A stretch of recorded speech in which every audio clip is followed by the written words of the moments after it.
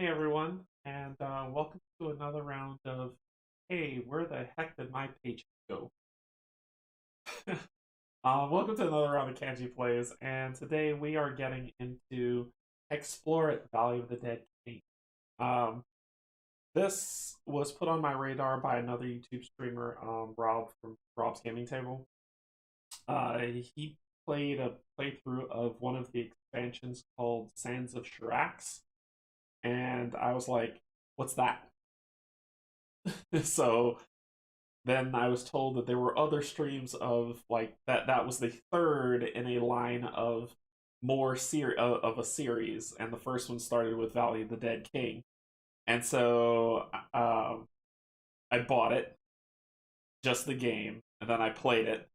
Then I ordered Force of Adramon, and then I ordered Sands of Shirax, and then I ordered everything that has to do with Explore It because this game is fun.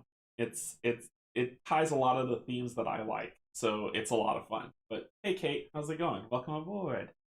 Welcome everybody. So we're gonna get into a playthrough today. Solo, we're gonna be using a story base that comes from the storybook, and we are going to be mixing rules from Double Up and the one player variant that's on there.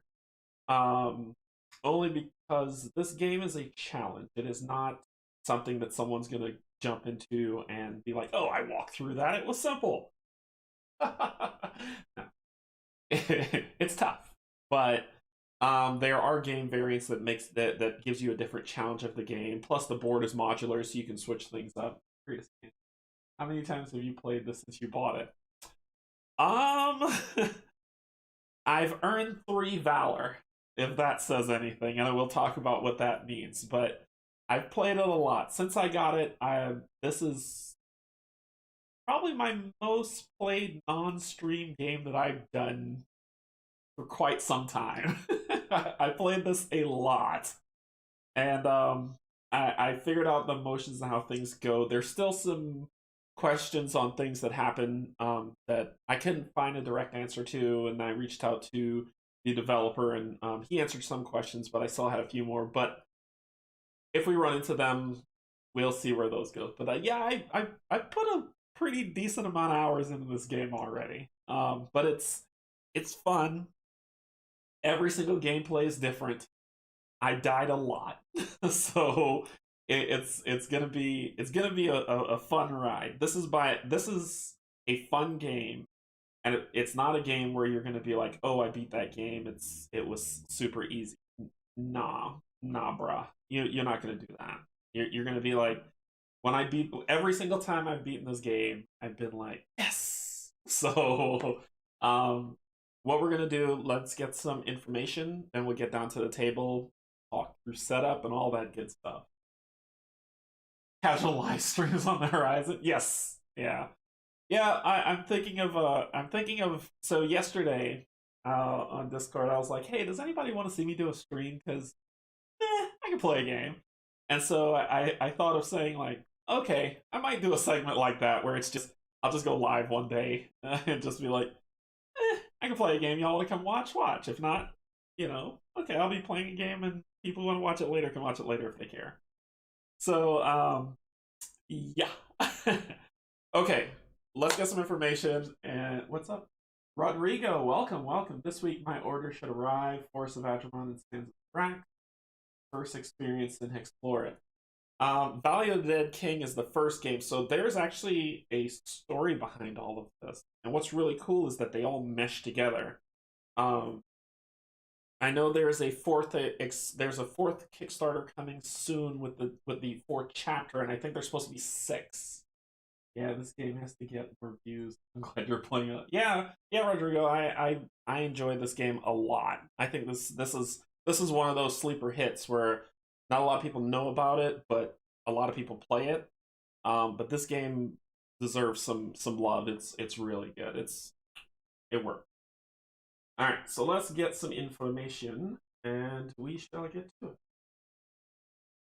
So, explore at Valley of the Dead King. Oh, I'm silly. Like, why do I have that weird haze? Because, as always on every live, until I move, I forget to turn on my lights that wash out all that craziness. You can just get me. So, hey, Steven, how's it going? But not vocal as I'm in a D&D session. Don't split the party, Steven. Better yet, split the party, Steven. Split the party. Attack a city guard. All right, so Hexplore Valley of the Dead King, thematic 340. It's and overall it's about 2082. It's all. I think it's because it's a sleeper hit. Not a lot of people know about this game. A lot of people know about this game, but not a lot of people know about this game. If that makes any type of sense. But it's a fun game, and it's always different every single time you play it. Always. So the weight on it's about a 3.17 out of 5. For complexity. Yeah, that's about right. That's about right. There's a learning curve to it only because there's just some nuance. But once you get used to those things, the game flows very smoothly, as you'll see. I'll probably run into something where I screwed up. 1 to 7 players. 7 players. You heard that right. Best played with 4. I think it's best played with 4. Solo play is completely a thing, and you'll see that today. I'm playing true solo, only with 1 character. But you can play up to 7. Everyone works together. There's not a break everybody up and do your own thing. Everyone is together as they move through, and I can see I can see this game being played 7 player, but it would move slow, right? 4 players probably the sweet spot. So designed by Jonathan Mariucci, Nathan Lowe's, and Kate Kumandri. Kumandri. Hopefully Kate Cat. I said Kate Cat. if I mispronounced that last name, I apologize. You made a thing of beauty here. Artist Yanis Cotton, and it's published by Mariucci J Designs LLC, which is Jonathan Mariucci's own publishing. He self-published, and he has his own videos on kind of how to play and some playthroughs, so you can really see how they work, and he does a fantastic job of them as they go through. Super friendly guy. I had a quick chat with him, and he's very helpful and very friendly, very responsive to any type of feedback or any type of questions or issues that are going on. So I think that's why I said I this is not a come on or a SFG or FFG or stuff like that. It's his company, it's his product. He put a lot of hard work into this, and it really shows and it really shines. It's a very nice game. So good on you, Jonathan. Good on you. Okay, so down to the table we go. All right. So this is the setup, and uh, what we have here is we have it looks like chaos. I know it does, but it'll all make sense. So this is the modular board, and I can actually pick up a piece of it. So you can see. So you can actually fit these however you want.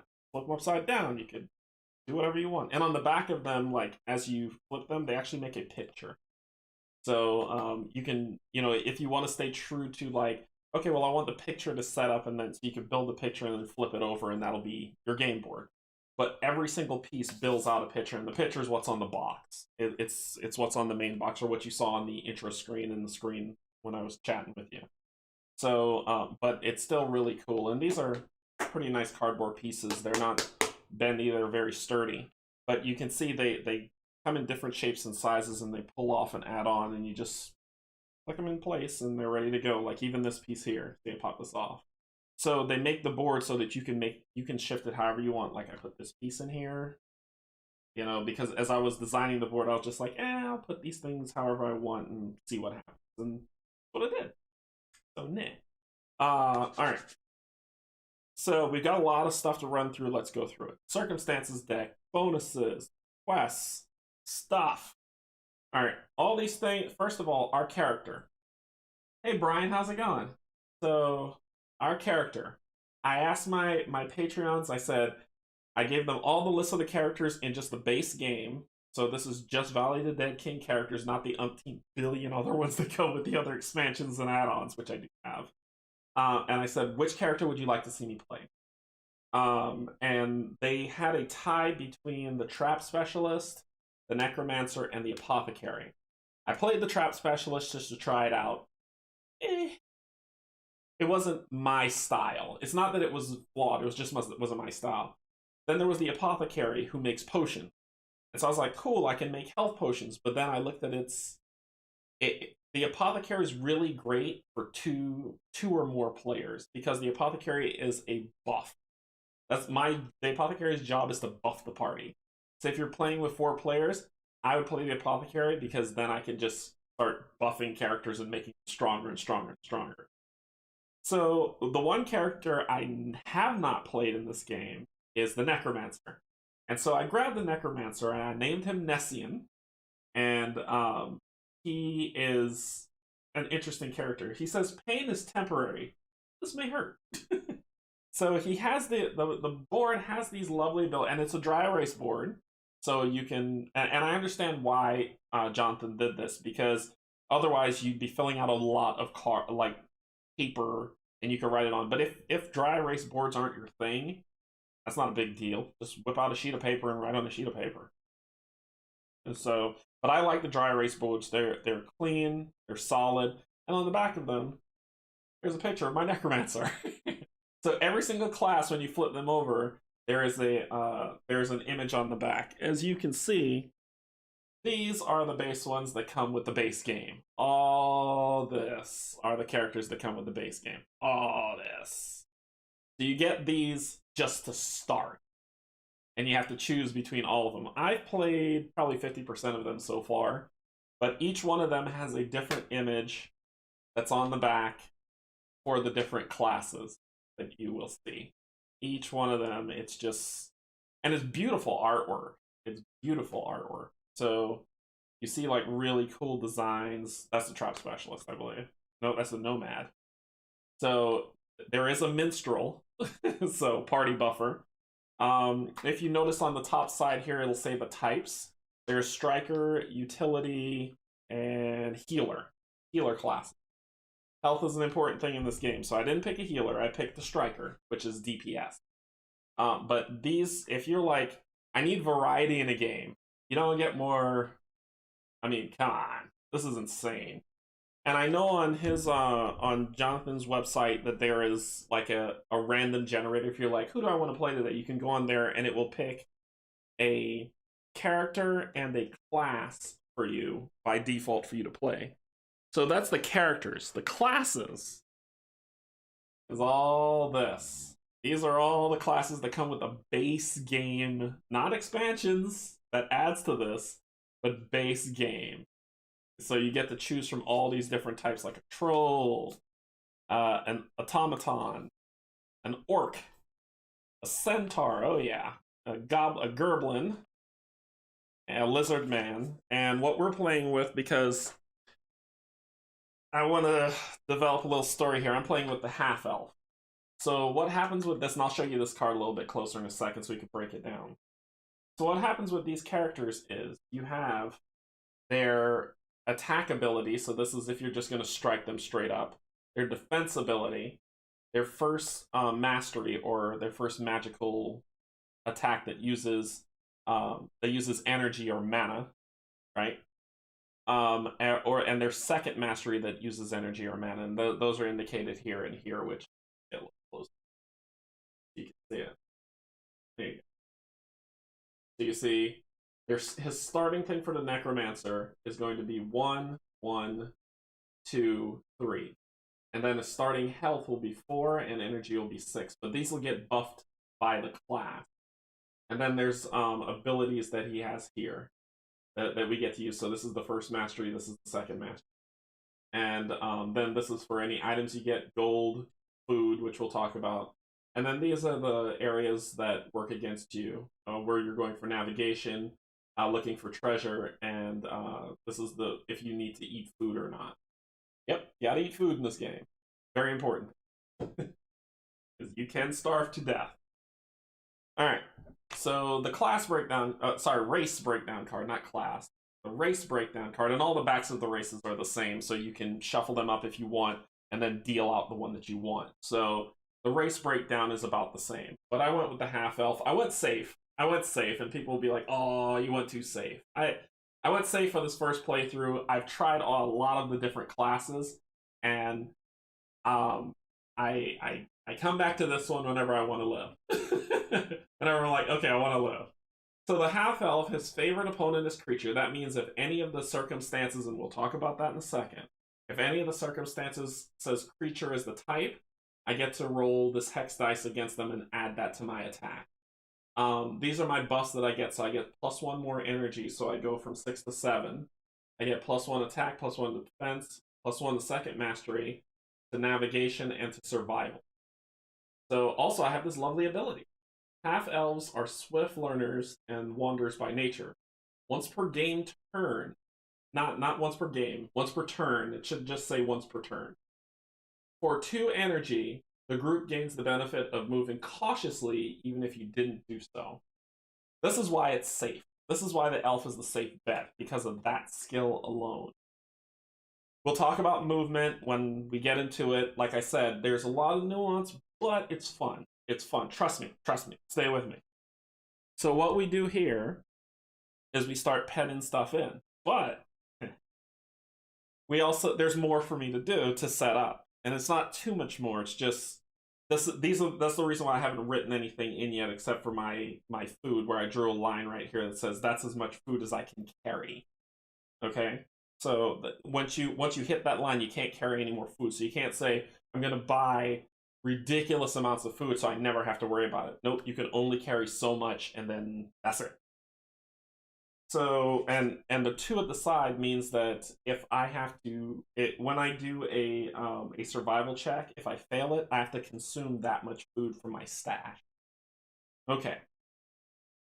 So, we're going to get into all this explanation. We're going to get into movements. And we're going to get into the rules. But I said we're playing a story. So, let's get into the story. Oh, before I start, I want to say thank you, Patreons. Because of you, I'm able to continue doing stuff like this. And this is still the old camera. I know I said I was going to try to do the new one, but the new one has 10 billion settings on it, and I am not a photographer. So I am learning. I actually reached out to someone who is a professional and be like, hey, can you help me? Because this camera has 10 billion options on it.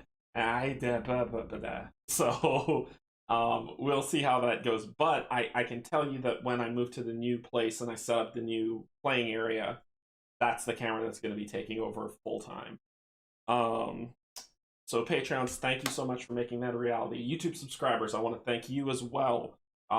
Tuning in, listening up, paying attention to what's going on. I super appreciate it. I really appreciate you. So if you like what I'm doing, like, subscribe. I always appreciate it. A little bit goes a long way. Thank you. Okay, story time. So the story that we're going to get into is when the thistles whistles, it's time to run. From the bringer of death, his work has begun. Pricking, stinging, and taking all life, the dark tormentor, this causer of strife. All those who stand shall be cast aside, no longer drawing breath and neither alive. Yet when he calls, they are sure to rise, to take up arms and fight by his side. So listen closely and heed what I say. Sharpen your wits, and don't dare disobey. The one of whom I speak, the one of whom I sing, is the vilest of vile ones, the evil dead. So beginning the game. So here is our intro. We're doing alternate start 1 for people who've played this game and are getting into the story. Basically, we're going to choose one of the 6 cities. This is your home and the city you begin the game in. It says once per game turn, when you turn in quests here, each hero gains 1 free gear upgrade of their choice. So, the bell that called you to last night's city gathering brought dire news. Hush messengers claimed that a vile necromancer was on the move, confirming what you feared most. The dead king has returned. When volunteers were called for, many fled to their homes, and some left the valley altogether. You have stayed. This is your home. It is where you grew up, made your friends, and with some luck, where you will be buried in peace. No one will take your home from you. With a booming voice, you answer the call and raise your hand in defiance to the necromancer. Tomorrow, as the light of morning breaks across the city, You'll turn and gaze upon its streets once more time, and then pass through the gates and hope every good fortune lies ahead. Tonight, though, you'll need to collect your gear and say your goodbye. So that's where. So we get to pick our starting city, and like I said, this all works as one group. So everyone is working together. There is no splitting the party in this game. There are two minis to this entire game. Two, you, which is this guy here, and I haven't painted it because all my painting stuff is in storage. But I will be painting this mini because I will be playing this game a ridiculous amount of times. So this is where we're going to go. Where will we start? Well, I don't roll sixes often, so I could start here. But I roll ones a lot, but I'm going to start here at number... Actually, I'll start at number 1. I'll start at number 1. So that's my home city. And what's really cool is you get all these different cards, these breakdowns, that break down stuff about the city and what you can do in the city, the market of the city, all of it's on here. And like I said, it's like, wow, that's a lot. It's really not. So city number 1 is Fane Hill, City of Silver. So Fane Hill, the City of Silver, shelters the few elves who call the Rune Crest Valley their home. Governed by the Council of the Wind, it stands guard over the trails that lead to their ancestral forest. News of the king's return has caused its residents no shortage of unrest. Nearly everywhere you go within the city, whispers of his conquest can be heard.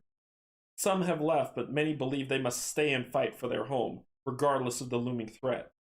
Fane Hill is still a beautiful city, decorated in silver of master craftsmanship. Walking its streets, you marvel at its wonder. So see, there's a storybook that goes along with everything that kind of lends a thematic tale to this. So when we're in Fane Hill, and let me show you what's up. So when we're in Fane Hill, you see this one here? You may purchase camping gear for 2 gold here. So that's the city buff, right? So when you go to the city, necromancy. When you go to the city, that will go, instead of in the market where it says camping gear is 4 gold each, it's 2 gold. So we're starting there. That's our starting city. Okay. Now, when I said we were starting, I said we were starting with some mixed rules. We weren't going Valor because that was hard to get 3 Valor. But what we're doing is we're doing double up. And what double up means is this version of play presents adaptations to power up your heroes more quickly, so it starts to move the game along a little bit. Hey Brian, how's it going? Pull up a chair, everyone. So with double up rules, each time you gain access to the power up deck, take double the number of power up cards. So if it says take 1, you take 2. If it says take 2, you take 4. You see where I'm going with this. The heroes begin play with Bizzlequark's Enhancifier found in the black market. That's the thing that causes double up to work. So on this sheet, and I'll lift this sheet up for you to see once I get everything marked up on it. We start off with Bizzlequark's Enhancifier. The Dead King appears on the board quicker than usual, though. He appears on the roll of a 5 or hex on the first turn. 3 through hex on the second, automatically appears on the third. That is negated by the 1-player rule. Alright, so line number 3, scratch. Number 4, the Dead King's movement speed is equal to 2 hex plus 1 hex per fallen city. That too is negated by the 1-player rule, so scratch that out. So really you get the big benefit of double up by saying that I'm going to double my reward, gold and power-ups and upgrades. And I begin play with the Enhancifier. That's all you take from double up whenever you're doing 1-player double up. When you do more than 1-player double up, then these rules apply. The 1-player rules that negate the last 2 of double up is, during the declaration phase of combat, I can spend 1 energy. So whenever you play more than 1, let me read this first and then I'll tell you what it means. During the declaration phase of combat, you may choose to spend 1 energy to perform the defense action at half rank and take another action simultaneously. you may still only use one item per turn. So what that means is when you play this game with more than one player, you can only do one thing when you're fighting. You can either use an attack, you can defend, or you can use one of your two masters, right? So that's you do that, the next player does that, the next player does that, and then you resolve it all. And then you go again. When you're playing one player, that would be brutal. And I tried it. It is. So because I wanted to see like, oh, is this cheap? Nope. It's well balanced. So what ends up happening is it says that I can spend one energy to shield myself for half my value, half the value that'll be on here. If it's one, then it's just one. But I can shield myself for half that value, and I can take my action of either using a straight attack or a mastery. And you'll see that when we go through it. But that's what that means. I can still only use one item per turn, so if I wanted to heal myself, I can do that as well. The Dead King moves at the rate of 0 hexes plus 1 hex per fallen city. So, as he starts breaking these cities down and destroying them before he comes to wipe me out, he'll come on the board and he'll only be able to move one space. Another city falls, he'll be able to move 2 spaces.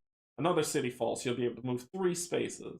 Another city falls, and another city falls. So, as cities fall, his movement picks up. That's what that means. When rolling skill dice to attempt a quest, roll twice and apply both results. That's the one-player rule. So when I'm doing a skill test to say I'm testing for survival, if I roll once, and I'm probably going to roll terribly, if I roll once, I get to roll again, and then I can add those up if I need to. That is not a good thing. Okay, I'm going to let you know that. Roll skill dice to attempt a quest. Oh, it's just quest. Ooh, sorry. I'm sorry. Blech. That whenever I'm attempting quests, I can, which are going to be down here and we'll get into, to get the successes on those, I have to do it. This is one of those games that is geared towards my terrible dice rolling, because you have to roll low to be successful. Okay? Whatever number they give you here for navigation, explore, and survival, it's either meet or lower. Which, funny enough, I've been rolling high the whole time. And that is the rules for one player and double up. So I start off with 24 gold to do whatever I want in the city. Camping gear is important. Camping gear is important because basically I heal 1 health and 1 energy before the movement phase of the game turn. So that means that if I get hurt, I won't have to use a potion, I can heal up. So I'm going to buy camping. And it's 2 gold. So right now, camping gear. And I spent 2 gold, so now I'm down to 22. To move through mountains, you need climbing gear. Yes, you do, because you just can't be like, okay, I want to get to this city, I'll just walk over here. Nope, there are mountains here, so to move through any mountain space, you need climbing gear. Or else you cannot do it. And climbing gear costs 2 gold per hero in the city. So I'm gonna buy some climbing gear. So buy that. So I've used 2 gold, so I'm down to 20. Food I start off with is 2 times your food rating. So 2 times my food rating. My food rating is 2. So I start off with 4 food. I just get that out the game. So I have 4 food, so I draw that line up to the number 4. Then I'm going to buy some more food, and food costs 1 gold per 2 units of food. So I want to fill this thing up. Always fill up your food. Always. So that means if I go to 4 to 6 is 1 gold, 6 to 8 is 2 gold, and 8 to 10 is 3 gold. I'll boost that up. I'm going to use 3 gold, so I'm down to 17 gold. This is why the dry erase works. You see, if you had just a regular pen and paper, you'd be erasing a lot. Okay, now with that out the way, let's talk about these abilities and let's do some upgrading. Because I'm the Necromancer, I've got this ability. I'm a debuff attacker. What does that mean? that means that I have this one mastery called Health Tap. Let me explain to you what it is, because if I read it to you, you'll be like, what the heck? Health Tap says I can steal life from my friend and use it to attack my enemy. This would be cool if I was with a healer, and it would be cool if I had another player, but I don't. So that ability is kind of useless to me, unless I want to use my own health, and I don't because my health is super low. So I don't use Health Tap at all this round. However, I've got something better. I've got the Dark Legion, which is my second mastery. The Dark Legion. Whenever I kill a creature from the circumstance deck, and we'll get to these are the monsters and problems that are roaming the land. Whenever I kill a creature, I spend what's the word I'm looking for so I say it right? I spend risen power to add them to my Dark Legion. So basically I raise them to be used as my minion. So let's say and how much dark pool power do you have? Well, you have as much as your death aura and your Dark Legion score ability. So right now I have 4 to start before I even add any of this stuff in. I've got 4. So if I kill a level 1 creature, I use 1 point in the pool, add him to the Legion. I kill a level 2 creature, I use 2 points from the pool, add him to the Legion. So now I've used 3, so I only have 1 point left. When I fight the next creature, I can use for 2 energy, I can send the entire Legion against him. And they each do their own attacks against him until they kill him. Well, for 1 round. They basically rise up, decimate him for 1 round, or the creature for 1 round. And then if the creature dies and I have enough pool points, they go away and I add him to the Legion. So reduce, reuse, reanimate. That's my job. So getting Dark Legion buffed is the one thing I really care about. Deathly Aura from my shielding because I'm gonna get hit unless my Legion is out. I'm gonna get hit. And then Shadow Assault when I have no Legion, I can at least use that assault to hit some creatures. Make sense? So Dark Legion's important. I won't be using Health Tap for the solo playthrough. Deathly Aura and Shadow Assault, those are my big ones. And if you'll notice on my half-health card, those are the specific skills that get buffed to start. So right now from the skill card itself, it gives me 7 energy, and I write flat-handed, so I want to make sure. That's the reason why I didn't write anything until I was ready.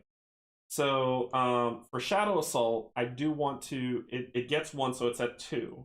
If I want to buff it, you'll see on this card these lovely, lovely numbers that say 4, 5, 6, 7. You see those? Those are how much gold I have to spend to level up, to level that skill to make it stronger, and it goes up by 1 point. So I spend 4 gold, and it goes up 1 point. Cool. Cool. Okay, so I need to buff my shielding so I can buff the pool. I need to buff Dark Legion so I can buff the pool. And I need to buff my Shadow Assault, but I can't forget about these things here. Now my half-elf ability means I could give 2 flying flips about navigation unless a quest tells me I need to. The Treasury Gold lookup, I can do that if I want. And the survival is something that I need so I'm not always consuming food. Right now, unless I roll a 1, which I probably could, unless I roll a 1, I'll be consuming food every single game turn, so I need to buff that up as well. So first thing I'm going to do is I'm going to buff up this for 3, so this turns this into a 2 plus 1 for survival from here, so it's a 3. So on a 3 or lower, no food. This one doesn't get anything, so this is a 2, so I'll leave that alone. This one gets a +1, which is a 3. Because of my elf ability, I don't care. I'm probably never going to buff that thing. So my navigation's 3, my explore is 2, and my survival is 2. When you roll Hexplore, when you roll explore, which is this gold dice here, when you roll explore, if you, there we go, which is this die here. When you roll explore, if you get to that number below, you get 2 gold. Because of double up, I would get 4. Okay? So far I've used 3.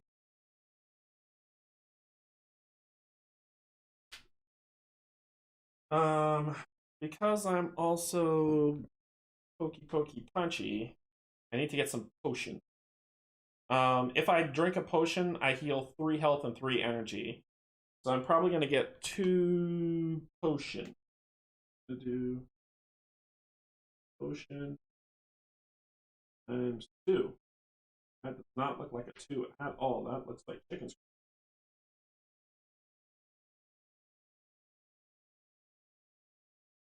There we go. Now I'm down to 12. Okay. So, good there. Let's see, what's next? So my mastery here, this one gets a +2, so it's at a 5. I'm not mad about that. I'll keep you at a 5. A 5 is good. This first one I can give 2 hoots about. This is at a 2. Because I'm not going to use anything from it. My death aura gets a +1, so it's at a 2. But I'm going to spend 4 gold to make it a 3. 4 gold on that. This goes from 12 to 8. And then my energy gets a +1, so I'm at 7 to start. So my current is at 7. And then my attack gets a +1, so it's at a 2. But I'm going to spend 4 to make it a 3. Down 4 gold. Making sense so far? And then my health is at a 4. I'm going to spend 2 gold to make it a 5 because it's worth 2. So I got 2 gold left. And this 5, so my starting health is 5. And I'm going to spend... Darn it, handy elixirs are 3. I'm going to spend that 2 gold to get a lucky stone. A luck stone says use this stone to reroll any 1 die outside of combat or discard and redraw up to 3 open circumstances or quests. So I'm going to get 1 luck stone. And luck stones are super helpful. Don't turn your nose up at them. So 1 luck. And that is all my gold. So my character, let's see here, has Nessian has 3 attack, regular, 3 shield. So if I shield, I can block. It's rounded up, so I can block 2 damage. So it's half rounded up. Health tap we don't care about, and then my Dark Legion is 5. So my summon pool for Dark Legion is my shield plus my Dark Legion score, so it's 8. So I have 8 points right now that I can use for that dark pool. So if I run into any creature, I count their level and I just subtract from the dark pool until I start pulling. How do you get points back from the dark pool? The creatures that you were using, they die. You get the point back. But I can't reallocate points. I can't say, okay, I'm just going to get rid of this creature and use this one instead. Instead, when the creature dies at the end of the round, then he goes away. I get the point back. Alright, Canje, are you saying you need luck? Oh, of course! Luck! Who needs luck? I'm just kidding. Thanks, gods, I'm just kidding. Alright. So, and we've got our free movement and stuff. Well, our movement that we're going to do. So when I talk about moving cautiously, what does that mean? There's 4 ways that you can move in this game. You can not move at all, which is camp. And if you camp, you heal 3 health and 3 energy. Just period. That's just what happens. But you also get a boost of -1 to all your skill check, right? So if you won't be rolling the green die, but for these 2, you'll get a -1 on your roll. For when you move cautiously, if you are on a road, you can move your full movement, and my full movement is 4. four hexes, and my cautious movement is 1. So what does that just comes in the book. I'm just used to it. So what does that mean? That means that if I'm on a river space like this, or this, which is probably what you can see a little bit better, or a road space like this, I can move my full movement of 4. I can just do 1, 2, 3, 4, and I don't have to roll for navigation to see if I get lost. And we'll explain that in a second. But I still need to roll for explore and food. If I go off-road, and I choose to move cautiously, I can only move 1 space. And the Elf's ability says you can move cautiously all you want for 2 energy. So as the Elf, I can say, okay, well, I'm going to move 4, 1, 2, 3, 4, and I'm going to spend 2 energy to move cautiously. So I don't have to deal with this or getting lost or bad things like that. So when you move cautiously, and I'll explain circumstances, but we're talking about steps now. So movement, I can move normal, which means I can move my 4 hexes or my 1 hex. Or I can move recklessly, which means I'm like, I need to get to where I'm going. Bah! Okay, I get there. You can move 2 extra hexes, so I can move a total of 6 hexes recklessly, but I will lose 2 energy. And I think skills, the other skills automatically fail. Roll navigation and choose to roll. Okay. So when I move recklessly, I have to roll this for sure to see if I get lost. But then I get to choose which one of these 2 I want to roll. The other one I fail. So if I'm saying I'm going to roll to explore, I fail and I have to eat food. If I say I'm going to do this, I fail that and I can't look for treasure. So that's removing recklessly. Sometimes you have to. That's just how it goes. And it doesn't even matter if you land on the city. If you move recklessly, you still got to roll to see if you miss that city by like a step. After that, you do the skill checks, which is what we've been talking about the whole time, and then you deal with circumstances. Circumstances are the monsters and the problems of the world. A circumstance could be mangy wolves who have 8 health and 8 energy and roll dice to do these horrible things to you. But if you beat them, you get 1 food and 4 gold, and they are level 2 monsters. Or it could be this lovely thing, like getting sickened and bad things happening to you for like 4 rounds. This is awful. So, if you have to draw circumstance, then you roll a 6-sided die, and you pick which one you're going to deal with. If you roll a 6, you grab one off the top. 1, 2, 3, 4, 5. Simple enough. If I move cautiously, well, I can roll for circumstance, and I don't have to face it because I was being cautious. If I'm moving recklessly or normal, I gotta face it. If I camp, I don't have to face it, but that's why I like moving cautiously. This is why the elf works, or especially if you're a new player, play with the elf. Okay. So that's the circumstance desk. I'm gonna shuffle for shenanigans on that. This is the upgrade deck, and I need to shuffle this up too. There's really cool upgrades in here, like this one, where I upgrade all my abilities by 1. You get those whenever it tells you that you get them as a reward. And then these are the quests. This is the quest deck. Inside here, it tells you where quests are on the map and what you need to do to succeed on. They're not hard. And the same thing that happens with them. When you go to the area, you deal with the event, which is the quest. Solve it, don't solve it, stick around and try to keep solving it if you can, and go from there. That's it. That's it. Okay. You've heard me babble on. I've got the rule book over here. I'll keep the storybook handy so that we can keep it thematic. Alright. So, let's shuffle for some shenanigans. Oh yeah, I'm bending these cards. Oh yeah. I sleeved these cards, and I was like, I don't want to bend them, and when they were sleeved, I was able to do this thing. This whatever. I was able to do that thing.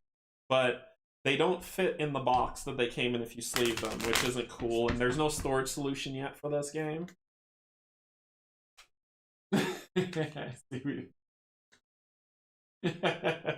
Oh yes, I've had lots of interaction with the second card. We eat Mexican, that's awesome. I've had a lot. I've pulled 3 3 of those cards that make me sick, that weaken me, that all at once. That was like, I think that was the worst death I had. That was the worst death I had in this game. So there's cool things in this game. That's why I was like, I don't want to spoil too much because I know you see all this stuff up here and you're like, hey, what's this, this, this, this, this, and this. I don't want to spoil them all for you. I want to talk about them as they appear and they show up on the game, because if I tell you about it, you'll be like, you're talking too much. I can't. I can't. So we'll reveal what those things are as we play.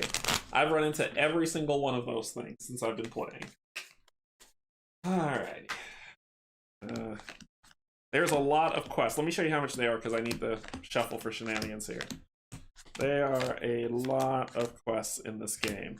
And what comes in the base game, I'll let you know this while I'm shuffling. What comes in the base game is there's 2 cards in this deck that are part of the living game. What does that mean? That means that the team at Hexplore has actually written a thematic story to this game. Here. The theme at Hexplore has written a thematic story to this game, and it comes with a QR code, so you can scan the QR code, go to the website, and pick up that quest. Well, I didn't want to do that, so I bought it. So I have every single side quest that they've come up with that was on that website. They've made cards for in an expansion called the Living Card Deck, and I have them here. So I'm not going to any website, bruh. Alright, that's shuffled up. So those are the quests. So let's reveal the quests. We reveal the first 5. First one is Invasion at Restwind Dale, slot C. If you notice on this card here, you see that little dot up in the corner? That's like helping you to tell you it's on C, and it's over here in this region, so it shows you where to put the quest thing. So basically, the city's under attack, and you have to go rescue it. And if you're able to defeat the monsters that are here, you get an upgrade. So we'll talk more about that as we do it. There is another invasion. Wow, I'm winning par for the course today. Invasion at the Dragon's Port. Same type of deal. We're going to keep it thematic. A survival quest. So we need 1 success. Ooh, there we go. We need 1 success required to solve this problem. And if we get a critical success when we roll for that, when we roll to beat this, we get to upgrade this ability. And that ability is the one I want to upgrade. Plus, you get a card. So that goes here. We've got, a lot of them. An Explorer. So we have to roll on a success for this one. You see that it's moved over there. So I know where to look to put these things on here, because this is telling where it goes. I get to upgrade, and so it says it's on D. It's up here in the corner, and this is what the hex looks like that you're going to put the quest. Look at you, Canje, doing the overhanded shuffle. And navigate. I lucked out today. I've never had all quests on the beginning map. Never. And then navigate. So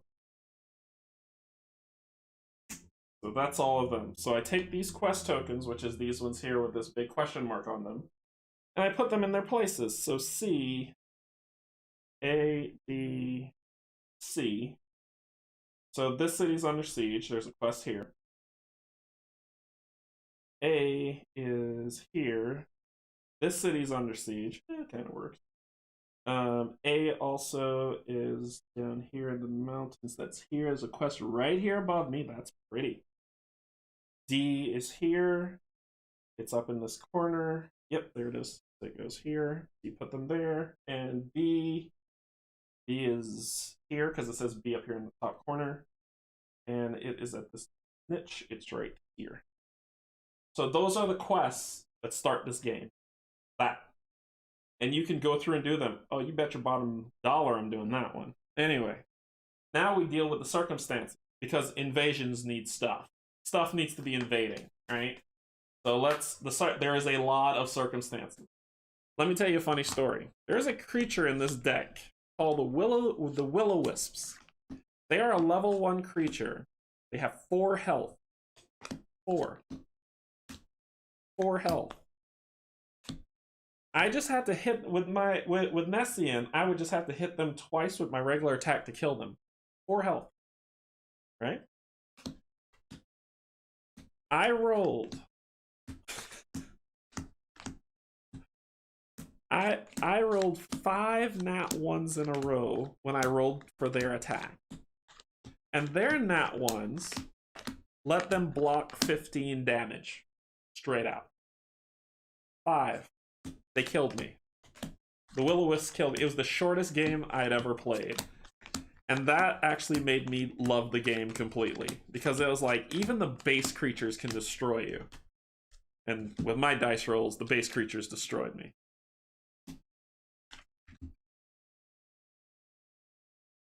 So... don't...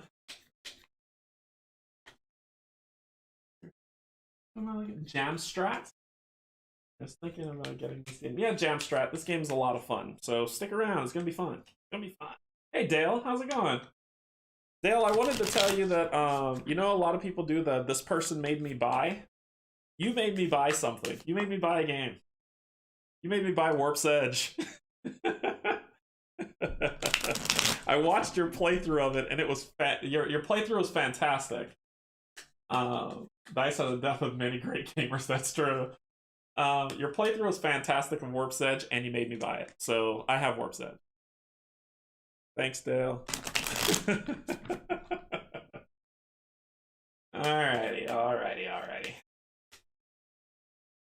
Yeah, it's. I haven't had a chance to break into it yet, but I will soon. I've heard really good things about it. Hey, Hexy, how's it going? The Hexy Beast is here. Pull up a chair. Alright, so circumstance number 1 is a treant. So, he's level 2. If I beat him, I get 4 gold, no food. He has 10 health and 10 energy, so I gotta knock him down to 0. When it's his turn, I'll roll a d6 and see what happens from him doing it. So yeah, so he spends energy to do a 4 to 5, and we'll talk about attacks and creatures and stuff when we start. So he's going to be at slot 1. The next will be spoilage. If I have to deal with this, my food goes bad. 2. Oh yes, that's a thing that happens. That has happened. The Living Storm is a level 3. Cyclops, level 4 monster. This is not going well. And Befuddled, level 5. Okay, so we've got some invasions. Basically, what happens with invasions is you select the first encounter card, and that's the one invading the city. So Treants are invading Restwindale. And we refit. Injured. The Living Storm is what's invading Dragonsport. And then there's a Phase Beast. I hate Phase Beasts. Phase Beasts are awful. They're awful creatures. No, Willow. Got a chance. Will-O-Wisp. So they're invading Restwindale, the Treants, and the Living Storm is what's invading Dragonsport. So to free them, I need to go there, fight the creature, and then I can actually turn in the quest and have some fun. Okay. We've done every... Oh, I need to shuffle this. So you're not like, hey, you got all the best upgrades on the top. There really are some really great upgrades in this deck, so... Once I shuffle this, we're ready to begin the adventure. Adventure!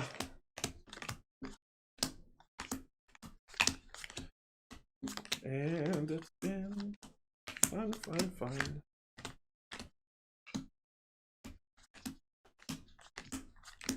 Yeah, you can set this board up however you want, and I know a lot of people go for some... I even got into doing, like, the... So, this is another story, and I think I post this one on Instagram, I can't remember, but, I had set up this board as optimally as possible. I had cities far away from each other, except except for 2 cities. I rolled and I rolled a hex, which means the dead king appeared. Where did he appear? On city number 1. Where was he going to attack next? City number 2, right next to each other. It's like, okay, this is dumb. All right, let's do this. We're ready to get into it. I know that seemed like a lot of setup, but it's not. I was just talking and we were going through different things as I was getting everything ready. But we're ready to go. So we start off with movement. Well, I'm going to move cautiously because you have to declare what how you're going to move.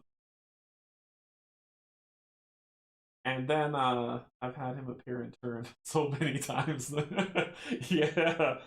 So I'm going to move 1 here. And it's on a road, so it didn't matter. But so I go there. So that's my movement. I'm done. Right?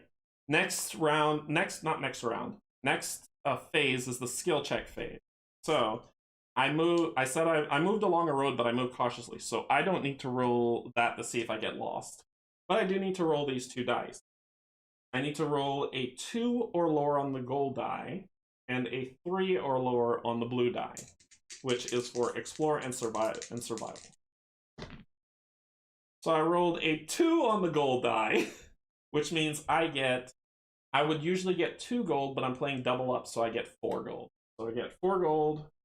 Yay, fun time. However, I rolled a 7 on this die, which means that's above the 3, so I have to eat 2 food. My food rating is 2 because I'm a half elf.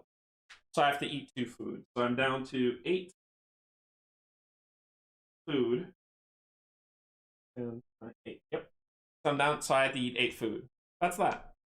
So that is the skill check. Now, I move cautiously, which means I don't have to face a circumstance if I don't want to. But here's the cool thing. I can roll this die for the circumstance. That doesn't mean I have to face it. That means I get the choice of either discarding the circumstance or facing the circumstance if I want. So let's roll. I rolled a 3. So 3 is this one, the phase beast. I'm gonna fight this creature, aren't I? He's probably gonna kill me. He does some nasty damage. He's got 8 health. I could only do, at this weakened state, I could only do 3 damage to him, and I could only block 2. I'm probably going to die. Because he can hit me 3, if I roll a 4 or 5, he can hit me 3 times.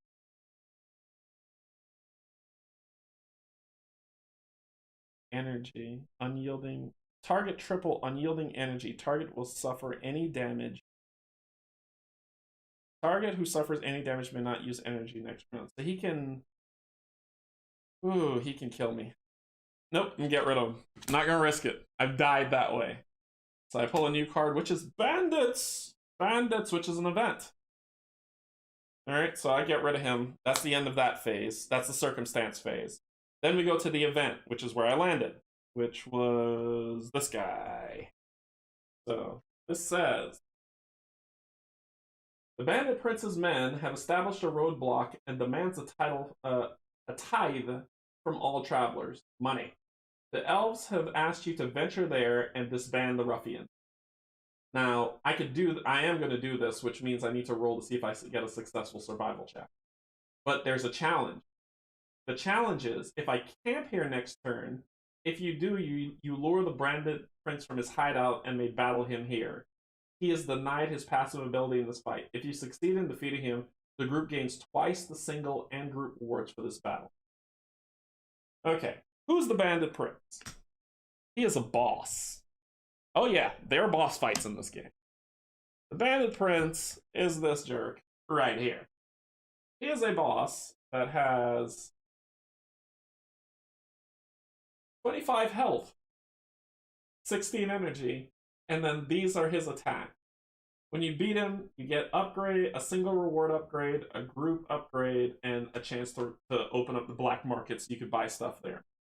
So, no, I'm not going to take the challenge. Not now, but I know where he is. He's right here. So anytime I want to go fight him, I just come here and fight him. So I'm just gonna do my survival roll, and you can go away. So I'm trying to get a 3 or lower. I got a hex, which is a 6. Usually that would be good, but not this time, so I failed it. So that ends that phase. Then there is the villain phase. So now we roll to see if the undead king appears. Oh gosh. If I roll a 6, he appears. Okay? My job is to not roll a 6. Hey, Canje, sorry I'm a bit late, but great to see you doing that. No problem, Mr. Sam. Welcome aboard. Pull up a chair. Pull up a chair. So, my job is to not roll a 6. It's my job. I got one job, not to roll a 6. Ooh, I rolled a 2, so he doesn't appear. That is a game round. That's it. And then you just rinse and repeat. So there's not too much craziness that happens beside that. So movement phase. Oh my gosh. I should probably take on these trance or this living storm. I'm already here. Might as well do it. I'm gonna camp. I'm not gonna accept the challenge. I'm just going to camp. So I'm gonna camp here, which would get me 3. So camping gets me 3 health, 3 energy, which I'm already full health. But I'm also going to get -1 to all my stat rolls, which I'm about to do now. So I don't need to roll navigation, but I need to roll these 2 dice, and I get a -1 to them. All right, here we go. I'm doing one at a time because I'm stressed out. So I got a 4.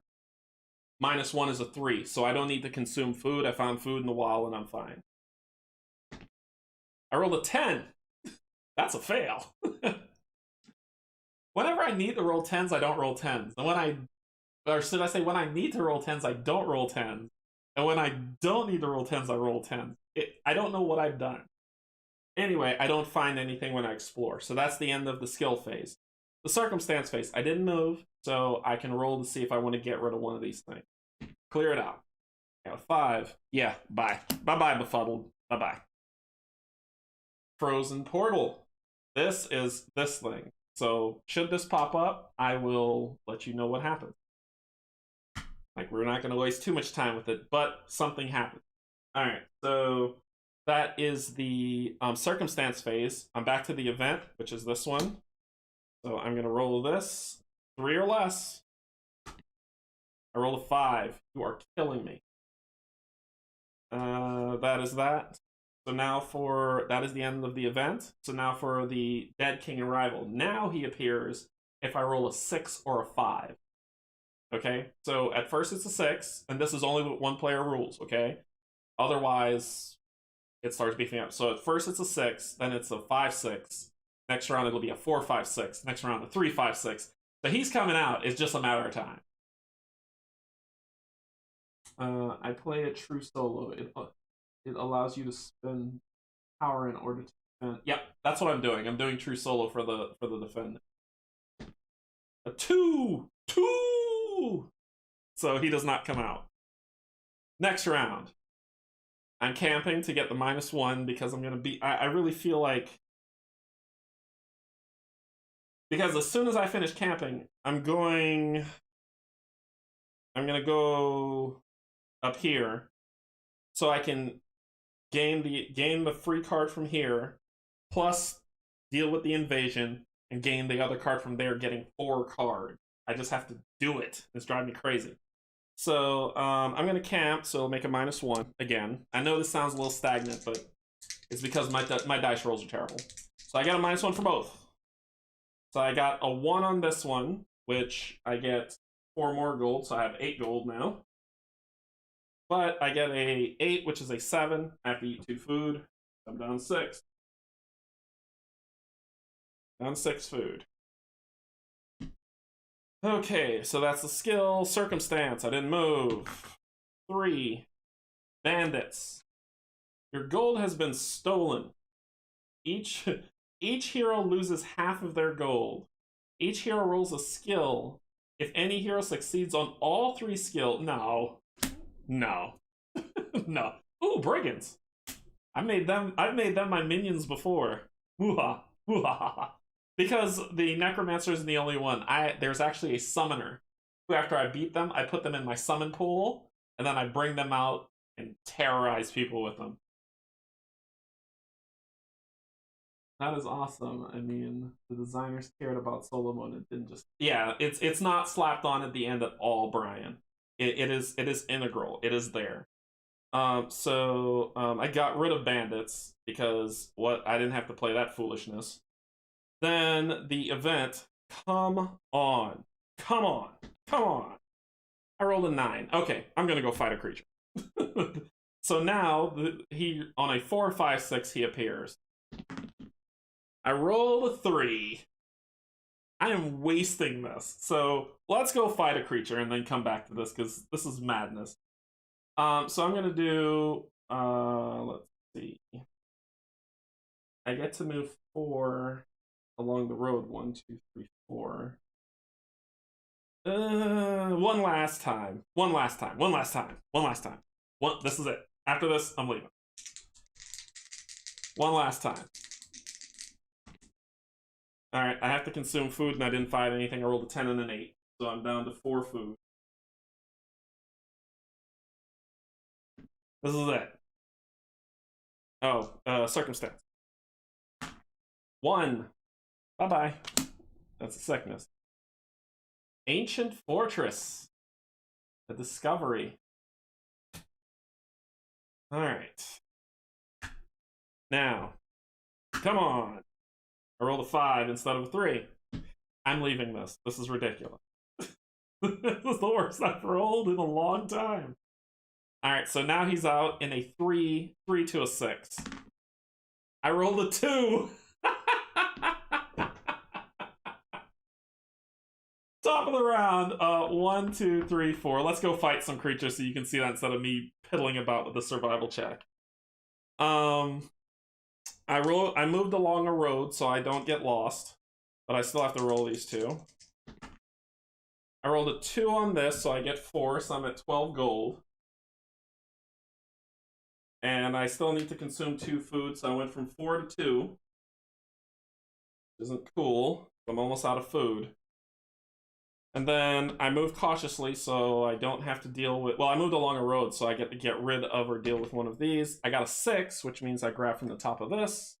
Enchanted Hourglass. You found a mysterious golden hourglass. The sand inside it glows with energy the moment one or more group members would die.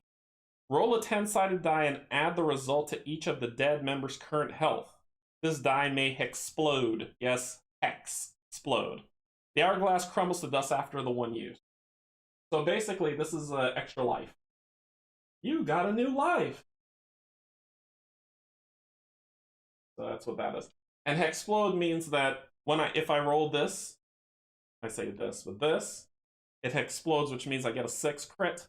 I get to roll it again and they stack. So that can actually get me back up to full health. So that I am taking. Thank you. Then that's the circumstance. There's no event because I'm on the road. So now 2 through 6. I've been fortunate. There are 3, so he appears. So he's coming out. Where is he coming out? So this is him. This is him and his awfulness. Like I said, 2 minis. I'm still waiting on a pre-order of Sands of Strikes. Really? Because I got mine already, Hexy. That was weird. Yeah, I ordered it from his website. Alright, so I rolled so now he appears. Now I determine which city he appears in and destroys. 5. Here. So he has, I take this token here, which means he has conquered it. Just like that, that city has fallen. City 5 has fallen. Okay. That's the end of that phase. My turn. step into this city, which is city number 2. Okay? Dragon's Port. So I step into the city. Let's see. If okay.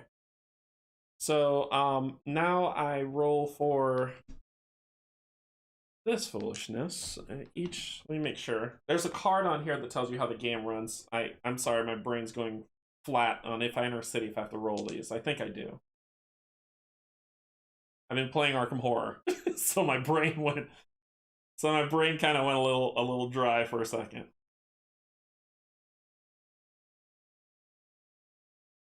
Okay, so just no circumstance. All right, cool. So I need to roll these. 3, cool. 3, nothing. So I don't need to eat any food. I enter the city. Now, when you hit a city, you don't roll for circumstance because you're not out in the wilds. There's no wild cyclops in the city wanting to squash you to jelly. So you skip the circumstance phase and you go straight to the event. My event, dealing with the invasion. Fight time. All right. Fighting. How fighting works is they give you this really nifty board, which is this guy right here. On here, you put the enemy's health, the enemy's energy, and then you do math. That's basically what it's for. So instead of getting a side sheet of paper, you get a side dry erase board to do math. So the enemy's health is 12. The enemy's energy is 14. And I need to reduce its health to 0. So what can the enemy do? Well, if I beat him, I'm going to get 12 gold because 6 doubled up. He's a level 3 creature, so I can add him to the pool. To the dead pool. So when he rolls I'll roll a d6, and on these numbers, he'll do these things. On a 1 to 3, dual target health and energy pierce 1. So he's going to do 4 damage to me, pierce 1 for any type of blocking I do. 1 will get through. So at least 1 damage will get through. Right? So he'll do that on a 1 to 3. On a 4 to 5, he's going to use 3 energy to do this. Group health. Heroes who suffer damage become blinded. I hate that. And I'll tell you what that is when it happens. When it happens to me, not if. When.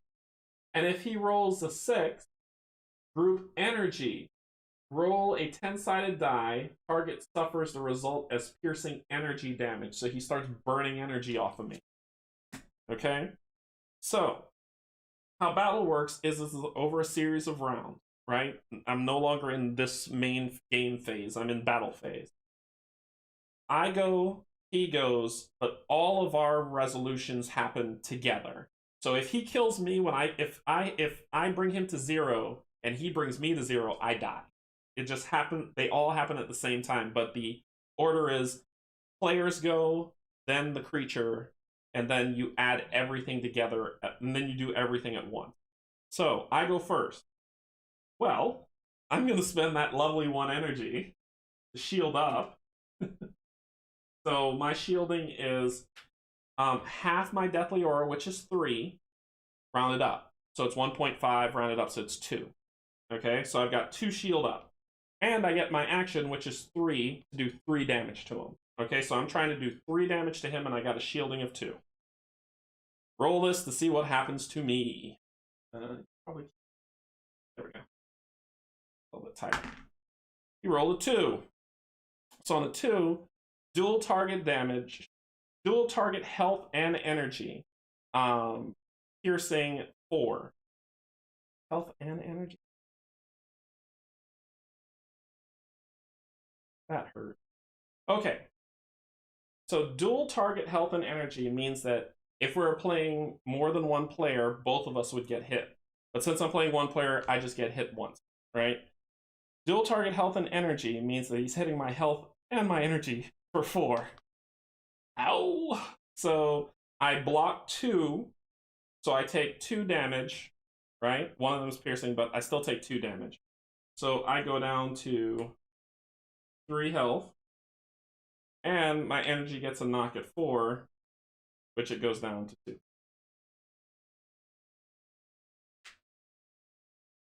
Yay! But I hit him for 3. So he goes down to 9. He has 9 health. I might die. Yep, I lose 4 of both. So I'm gonna use a potion.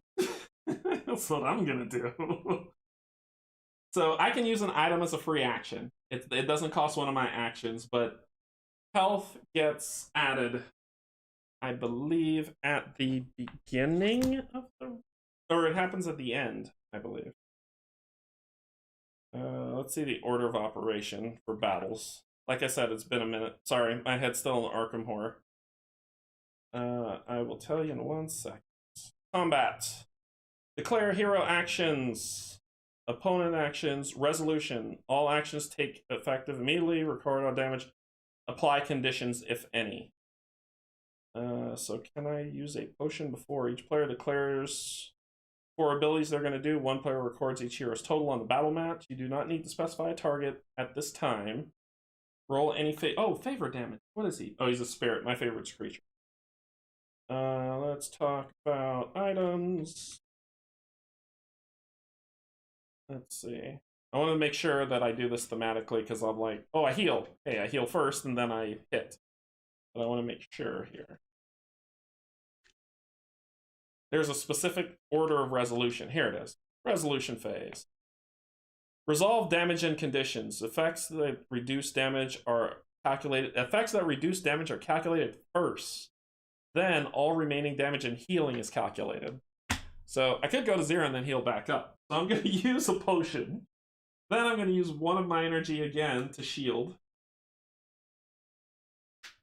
You could wipe out all my energy right now. So I'm going to use a potion, so I'm going to mark that off. 2 to 1. So I'm blocking 2, I'm hitting him for 3, and I got a potion incoming. Here we go! 2! So that's the 2 and 2 again, so that's 4. So we resolve, and let me make sure the resolution face to C, because I might be dead. I might be that dead already. Let's... Resolution. If a group member or hero drops to 0 hit points or less, they're in danger of dying. If the combat phase ends and they remain at 0, they die. Okay, cool. So, he hits me both, dropping me to 0. I hit him for 4, dropping him to, oh my god, my brain, 5 health. Then... Wait, I was at 3 health. 4, I blocked 2. I'm not dead yet. I'm not dead yet. I have 1 health left. Because I had 5, blocked 2, went to 3, blocked 2 again, went to 2, so it's 1. So I had 1 health left. I'm not dead yet. I feel better. But all my energy's gone. So I'm at 1 health, he's at 5 health. He hasn't used any energy yet. That resolves that. Then healing comes in. I heal for 3 and 3. So I go back to 4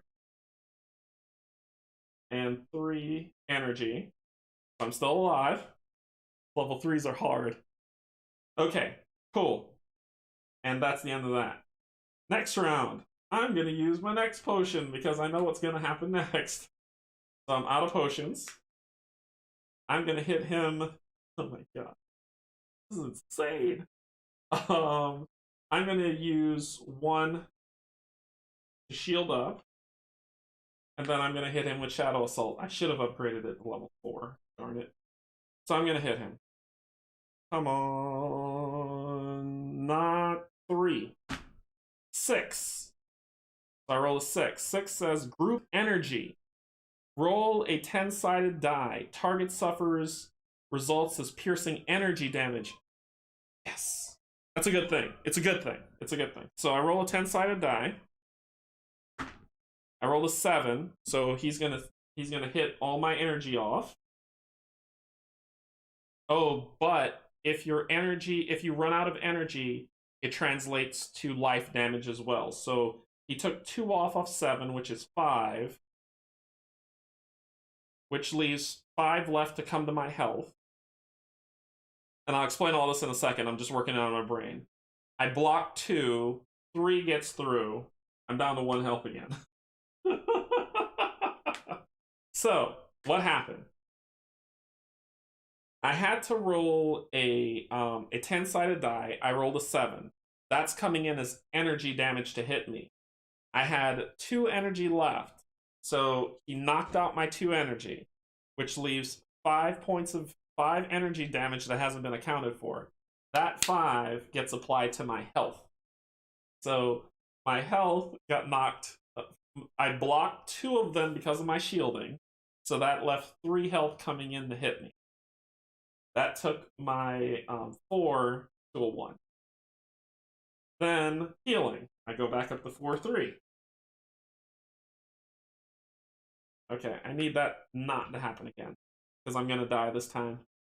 Oh, and I hit him for 3, which takes him down to 2 health. Woo! Should have bought 1 more potion. Y'all might see a short game. A short game. 6. Ooh, boy. 5. Oh, I forgot to do this for the energy, which is 2. I forgot to do that. I'm always doing that. So it's 5. So 5 comes down. This is 3. This is 2. So there's 3 energy left. My shielding is blocks 2, so 1 gets through. I freaking lived. So I go down to 3 health. And I hit him for 3, and he's dead. And I beat him. Oh my gosh, I beat him. Woo. Okay, so I beat him. You're coming with me, my friend. So I'm going to spend 3 points from the pool to add him to the Legion. Oh my gosh, I won. So I freed the city. I freed the city. So this is done. Okay?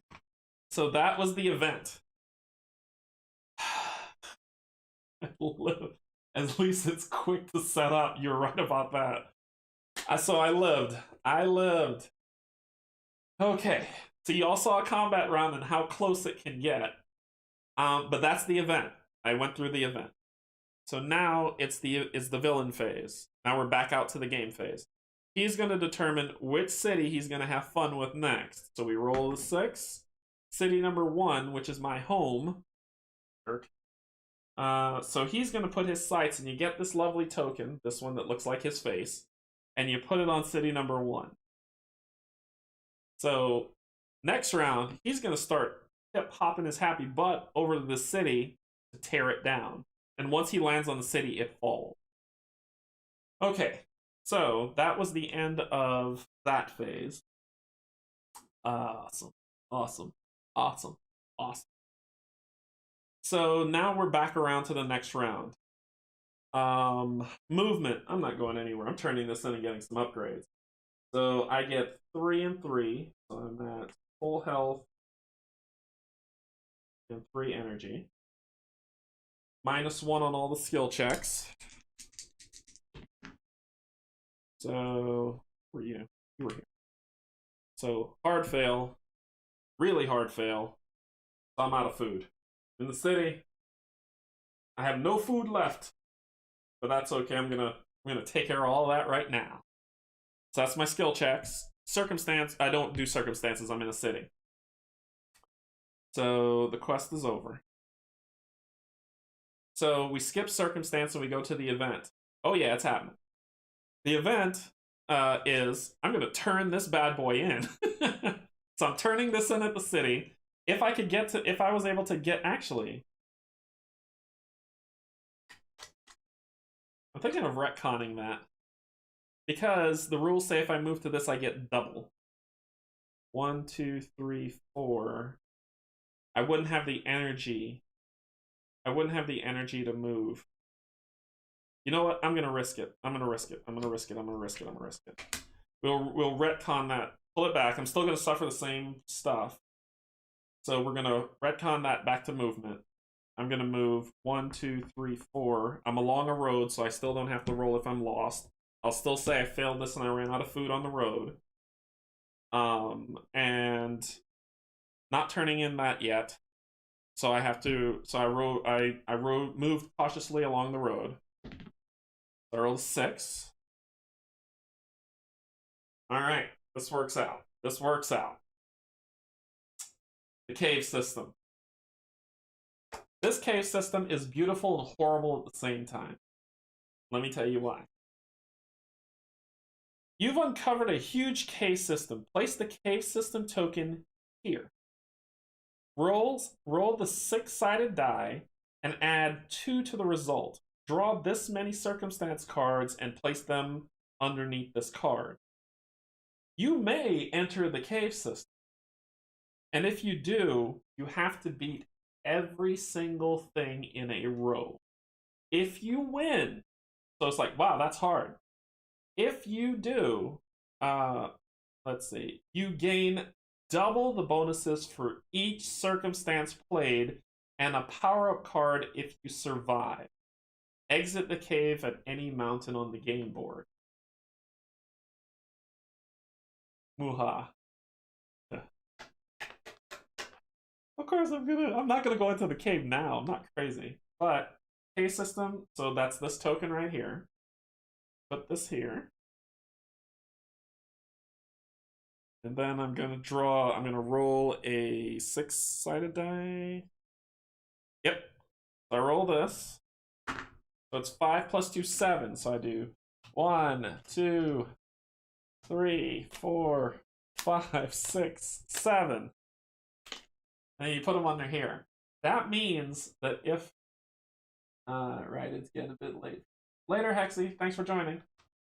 So that means that if I enter this cave system, I have to defeat all 7 of these or deal with whatever they are.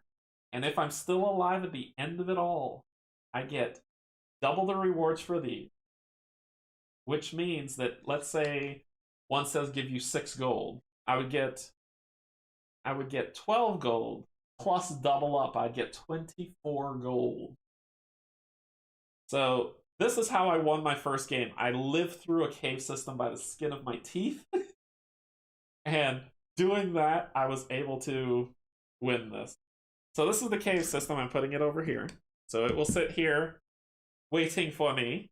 So the villain will start his movement. Because one city has fallen, he only gets to move 1 space. Boop. As he makes his way all the way over here. This is why I have time. Movement phase, I'm going to move 1, 2 into the city that he's trying to take over. The city hasn't fallen yet. So I need to roll for Explore. Food. So food is an 8. I'm starting to starve to death. So I got 1 level of starvation. After 3 levels, I die. And I didn't find anything. But that's okay. I'm going to take care of all that in a second. So now I'm in the city. I rolled skill. I don't roll a circumstance. So the event, I'm turning this in. So when you turn this in, this is the fun part. So when you turn this in, and this, let me make sure I read it properly, because I don't want people to be like, no, you cheated. I did not. I did not cheat. I'm not a cheater. So, oh, this is the story. It's the story one I care about, because I think I get 4 upgrades instead of 2. So it says, choose one of the 6 cities. This is your home city and the city you begin the game in. Once per game turn, when you turn in a quest here, each hero gains 1 free gear upgrade of their choice. So, I'm turning in this quest here. I get 2 cards because of double up. So I get 2 upgrade cards. And I get a free upgrade. So, the first upgrade is... ooh, that's blurry. Here we go. +1 life, +1 energy. The second upgrade, +1 life, +1 energy. We can do this. I'm ready. I'm body and mind. So basically, what's going to happen now? Here, this creature, he's in the dead pool. I'm going to come over here, and my energy goes up by 2. So my energy is now. Sorry, my life goes up by 2, so my life is now 7. And my energy goes up by 2. My energy is now 9. My max energy. Plus, since I turned this in my home city, I get a gear upgrade of my choice. Oh yeah. Oh yeah. Oh yeah. Boop, boop. Shadow Assault going to 4. Then we draw a new quest, which is now this is the stuff that I've drawn before.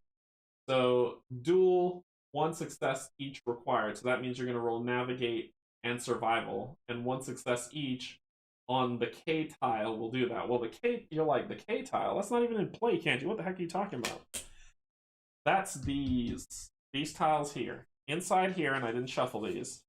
Inside here are more tiles, and when I get to the edge of one of these zones, I draw one of these and expand the map. So there is more, and yes, they all form the picture. They're all part of the picture. So that's that. So basically, when I get to the edge of the map, so if I come over here, I would just pick this first one up off of here, flip it, and put it down here. And you just keep expanding the map as you go. Okay, so I went 4 on that gear upgrade for this. This got discarded because I beat it. I want this cave system. That cave system can power me up to where you will see some beautiful things if I can only live. Alright, next thing I'm going to do, and these discard as well.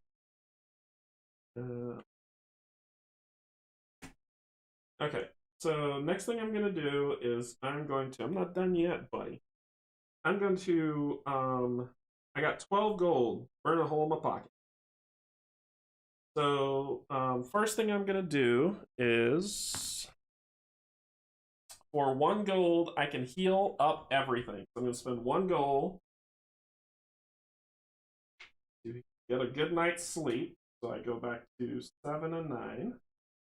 I need to spend, to get to 10, I need to spend 5 gold to get all my food back. That's 2, 1, 2, 3, 4, 5. So 5 gold leaves me with 6 gold. I get all my food back up to 10, and I'm no longer starving. Wipe that out. So I got 6 gold left. Well,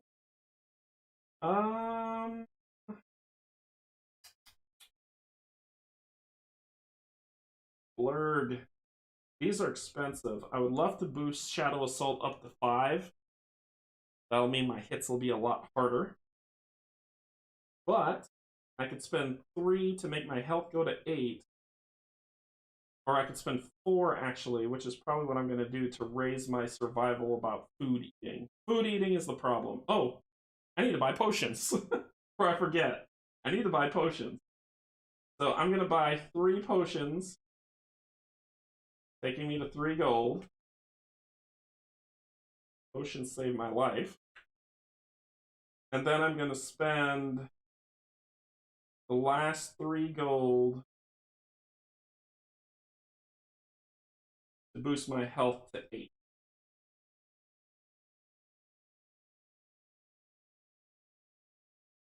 There we go.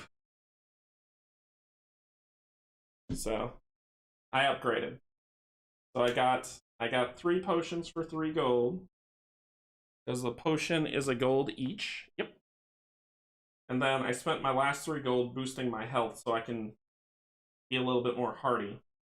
I got all my food back. I was able to upgrade my Shadow Assault to 4.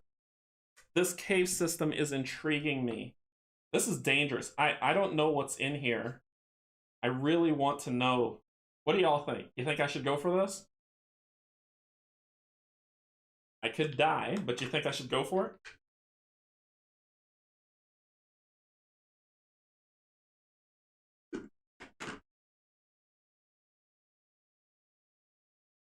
If I go for this and I win, I will come out. I can guarantee you I will come out like God mode.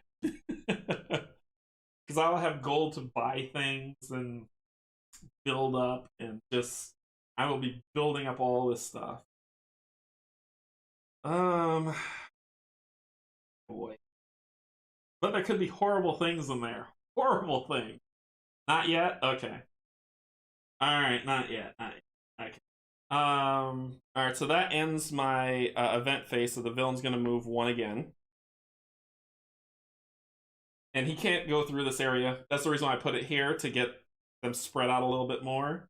But once he gets here, then it's a even easy path to the rest of the stuff.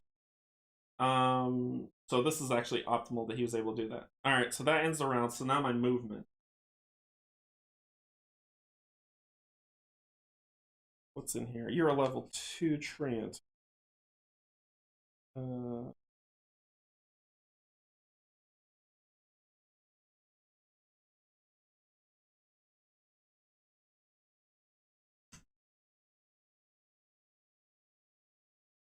Rustwindale would be interesting to get to. I could do 1, 2, 4, get here. 1, 2, 3, get there the next round. That's 1, 1. Fight 1. If I live, 1, 2, 3, 4. 1, 1, 2, 3. Okay, so we're gonna do that. This is such an easy one to get, but my survival's terrible. So 1, 2, 3, 4. I'm gonna spend 2 energy. This will go down to 7. Feel like I'm moving cautiously as my half elf ability. So I don't need to get lost, and I don't, so that's a cautious movement. So I roll this. Roll a 4 and an 8, so I lose 2 food. An 8. And then let's see what we're dealing with. 2, which is use spoilage. No, bye-bye. Don't want to deal with you. Ooh, thugs. I don't mind adding them to the dead pool. Alright, so then I will move 1, 2, 3. I hit a city off of a road. Oh, sorry. Circumstance, he moves 1. Then 3, nope. 7, nope. Goes down to 2. Down to, that's 8. So down to 6 food. Don't have to deal with, oh, I don't have to deal with this. I landed on a city. I don't have to deal with you. I landed on the city. So now I will deal with the event, which is the invasion. Next fight. Treants. 10 health, 10 energy. They are level 2. Hey Adam, how's it going? I never get to see Canje live, so this. Hey, how's it going, Adam? Welcome. Pull up a chair. Pull up a chair. Hey, Locator, how's it going? So Treants I'm facing, they're level 2 enemies. I'll get 8 gold if I kill them because of double up. This is the thing I fear. This one, 6 health knockdown. That'll hurt. This one's reflecting, and this one it'll just do 2 piercing damage if anything. But we're gonna see if we can deal with that. So I'm gonna spend 1 energy. I'm gonna spend 1 energy to do my shielding, and then I'm gonna send forth the Dark Legion. Screw this guy. So I need to spend 2 energy for that, so I go down to 4. The Dark Legion comes out. And we all get to have fun. Yay! So the Dark Legion's going to do this, which is a 3. It's going to do 4 health and energy damage to him. So 4 to start. This creature is going to do a 6, single target. I'm going to let him target the Living Storm. Non-lethal health, piercing 2, so do 6 damage. So my and it is a, nope, it's not one of my known enemies. So my creature has 12 health and 14 energy. It is going to hit my creature for 6. So my creature's down to 6 health instead of me. And my creature is going to deal 4 damage and 4 energy straight to this guy. So he's down to 6 energy, 6 health. And my creature only comes out for 1 round, I believe. You may spend... Summon each encounter in the Dark Legion for the duration of this round. They each use their attack and gain a damage boost equal to the number of encounters, and so 1 more. So actually you deal... You're down to 5 health.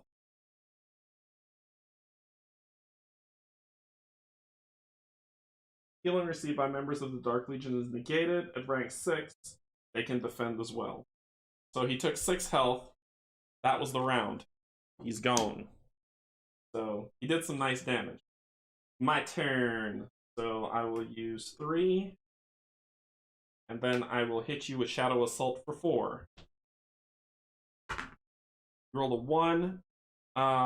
Health, 2 piercing. I block. So it's 4. I block 2. So I take 2 damage. So I go down to 6.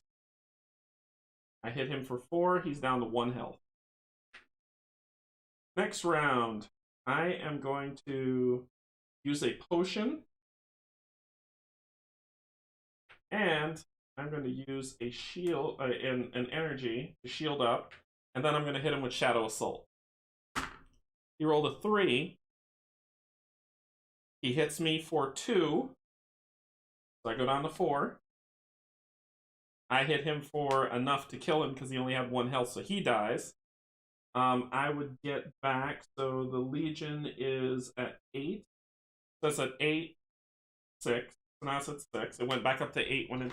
So he will join the Legion. Yay.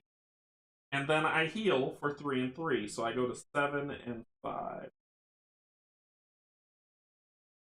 And I win. Yay. Alright, so that ends my event. He moves 1. Next round, I'm going to spend 2 energy to move cautiously. And I'm going to move my full movement, 1, 2, 3, 4. Then I just need to roll these 2. Oh, and I would have gotten the gold from them. I would have gotten 8 gold. Forgot. Roll these 2. I rolled a hex, which is a 1. Sorry, I forgot hexes on the blue die are 1. So that's a 1, so no food. And a 6, I didn't find anything.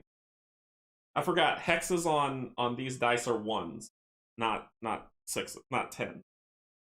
So no, I don't need to eat any food. I'm fine. I rolled that. I moved cautiously, so 2 thugs. Oh yeah, I'm gonna fight you. Oh yeah, this is happening. This is happening. I'm engaging those thugs. So I'm going to engage them. I'm going to spend the potion. I'm going to spend an energy.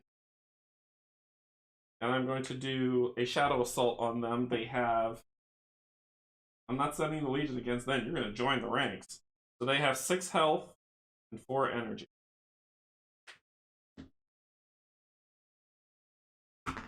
Roll a 5. They're going to spend 1 energy to do... oh, goodness. To do 1 damage to me. I block it with my shield, but they have piercing 1, so it does come through. So I take 6. They defend 3. They block 3 of my 4 attacks, so they just take 1 damage, jerk.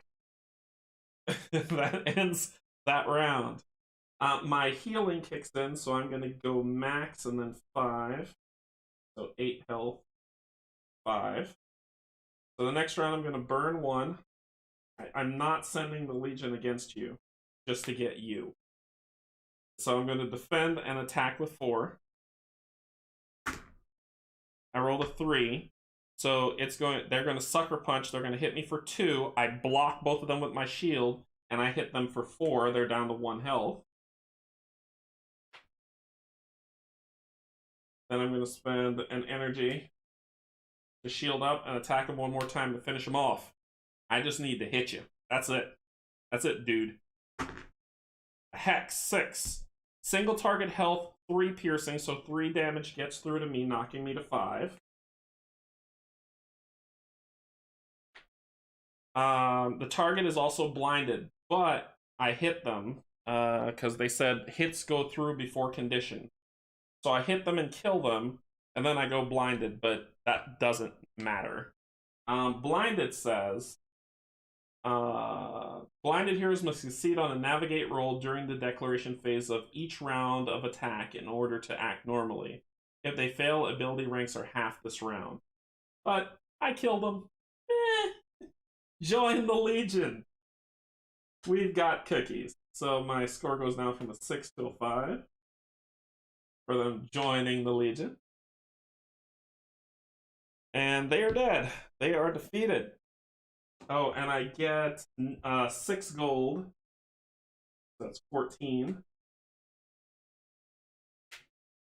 So that ends that circumstance. I draw a new one, which is a hag. Ooh. And that is the end of the circumstance phase. The event phase, there are no events that go on right now. So he will move 1. Move you here. Then next round, movement. 1, 2, 3. That's along a road. I land back in the city. I just have to roll for these 2. I rolled a 4. I consume 2 food, so I go from a 6 to a 4. And I don't find anything because that's a 9. Then I skip the circumstance phase. I go to the event. I turn this in for a lovely, lovely 2 cards and a gear upgrade. So I get +2 to defend. Oh my gosh, this is amazing. Okay, so I get +4 to defense, so my defense goes up to 7. I get +2 to my attack, so my attack goes to 6.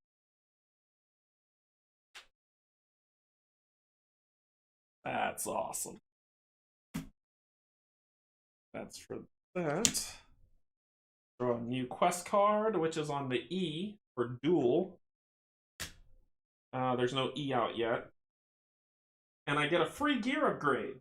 I get a free gear upgrade.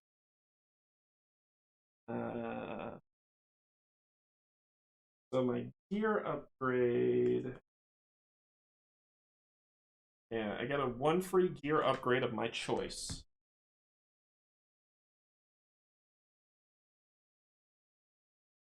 That upgrades Shadow Assault just be. Yeah. I'm gonna upgrade Survival to 4. I'm gonna upgrade Survival to 4.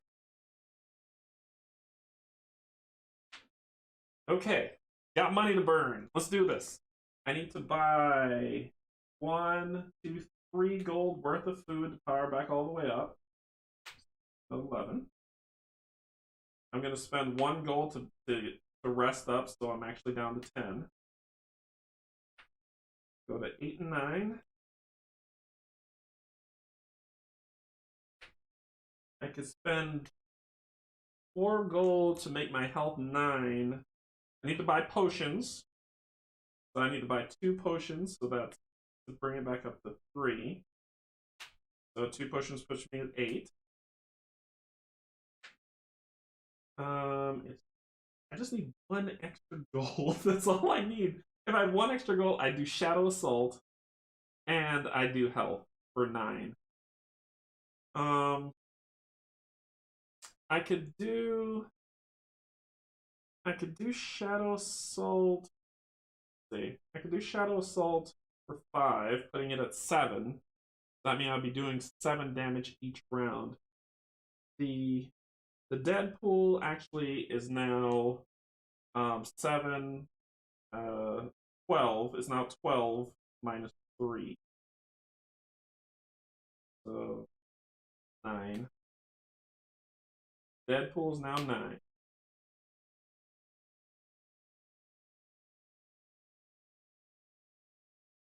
Let's do that. Let's make the Deadpool 10. I'm gonna raise my health by 1, make it 9. Survivability is a big thing in this game. And that will be 2, 4. So I have 4 left. I'm going to spend that for. I'm going to spend that for race survival by 1, by 5. That's all my money. So I'm at 9 health, 9 energy. This time I need to roll a 5 or lower for survival to eat food. My Shadow Assault is now a 6. My shielding is now a 7. So if I do just a straight shield this round, I block 7 damage. Otherwise, I'm going to block 7 is 3.5, so 4 damage, so it's rounded up. So I'll block 4 damage each round now. What to do, what to do. Well, now survival's up. I'm going to try for this thing to see if I can get this. And if I can do this, then I can come back and get double the reward again. Okay, that's what I'm going to do. Okay, so that ends the event. So next up is the villain phase, so he'll move 1. He starts picking up speed as he starts taking over. He just picked the wrong one to go on. So, my turn at the start of the round, I'm going to move 1 here. Roll the dice. I rolled a 3, so I don't need to eat food. I rolled a 6, I'm good. Then, circumstance 2, the hag. Ooh boy! Group energy. Targets reduced to 0 energy, suffers 2 health damage. 12 health, huh? Let's do it, Grandma. Let's do it. We're gonna face off against the hag and add her to the Legion. So, 12 and 12. I'm going to burn 1 to shield up, and then I'm going to hit her for 6. She rolls a 5. That's exactly what she's doing. So she's going to reduce me. Target group event.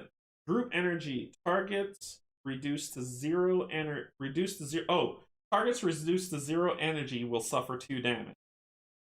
So I block with my death aura. I block 4 of that, so it's 4. So you reduce me to 4. 4 energy, because it's energy damage. And you spend 3 energy on that, so you're at 9. But I hit you for 6 damage. You're at 6. I'm going to spend a potion. I am going to then use an energy to finish you off. 2. Single target health. The target becomes poisoned. So, she tries to hit me for 4. My deathly aura blocks 4, so I block all her damage. And I become poisoned, but I don't care because I applied damage first before that. So I hit you for 6. I kill you. I spend this. This goes down to 6. And you become part of the Legion. Welcome. We have cookies. So I would become poisoned. So what does that do anything to my healing? Poison heroes lose 1 health at the beginning of the declaration of each round. They must also roll to succeed. No one can. My healing kicks in. So this will go back up to 6. You're dead. You've joined the Legion. A ghoul is next. Okay. So that was the circumstance. Now for the event. I'm going to try to finish this quest. Are you kidding me? An 8. You suck. Okay, so I'm not going to be able to solve this. So that's it. He moves 1. I'm not moving, so I heal because of the camping gear. I go back up, max everything. I roll for these 2. So a 5, which is fine. A 5, which I don't get any loot. All I need you to do now is to... Oh, circumstance. A 1. Ancient Fortress. Discovery. You have uncovered an ancient fortress in surprisingly good condition. Draw from the circumstance deck until you reveal 2 encounters. Discard any additional cards drawn. Fight the 2 encounters at the same time. If you defeat them, you may claim this fortress as your own, but you must own or purchase the fortification plans before it becomes functional. Place the fortress token here. You may purchase the fortification plans at half cost from a market, and upon returning, your fortress will be fully functional. So this is the fortress token right here. So a fortress will be here once I solve this stupid. And there are 2. It says draw 2 encounters. But this. Oh no! I lose this! That is bad. Hidden chests. Another bad. Mangy wolves. And a giant boar. So to get this fortress, I would have to fight both of them at the same time. I could let loose the Legion on them. I might do this. But after. That astrolabe was important. Hey, look what I found! Alright, so let me tell you why these things suck. So they got 14 health. You should be able to take them down, right? No problem. See this thing right here? Block 15. And I roll this every time. Anyway, I'm not mad. I'm not bitter. Whatever, you're bitter. So, the Will-O-Wisps are out, and I'm going to throw them away as soon as I can. So there's an ancient fortress, and there's a cave system. Alright, so that is the circumstance. Now for the event. Finally, 4. I beat it. And that ends that. This. Here. That ends. And then the enemy phase, he'll move 1. So, next round movement, I'm going to move to a city. Roll some dice. 10 and 10. Wow. So I'm down to 8 food. And I don't find any treasure. I don't need to roll circumstance because I'm in a city. And I'm going to turn this in to get 2 goodness. I get 1 navigate. I don't care about that. And 1 first mastery upgrade, 1 shield upgrade. Oh, I beat the hag and I didn't get the gold for that. Be 12 gold. Sorry. Okay, so I get 1 shield upgrade, so this is 8 now. And 1 goes to 3, but I don't care about that spell. And then 1 of these, this goes to 4. Okay, so the Dark Legion score, now it's 7. So I get 8 shielding, which means I still block 4. The Dark Legion now will surge. I probably might do this for 1 round. Just go all out on them so I could claim that fortress. Draw a new quest. Navigate. D. So D is here. The quest is somewhere up the corner. Oh no, that's at the bottom. Oh, here it is. Right here on the edge. I'm on the edge. Alright. Oh, and just to let you know, that was the event in the city, but I'm not done. I'm still gonna do stuff. So, I'm gonna pay 1 gold to get all the food back, because it might be a second before I can get back to the city. Oh, and I get a gear upgrade. I'm gonna upgrade my Shadow Assault to 7. It's gonna be a while before I get that free gear upgrade anymore.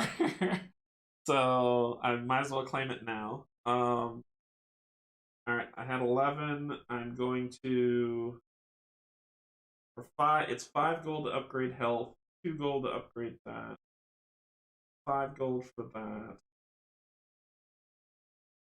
So this is 5, 10.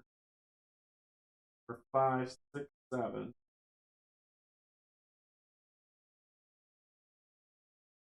Yeah, let's do this.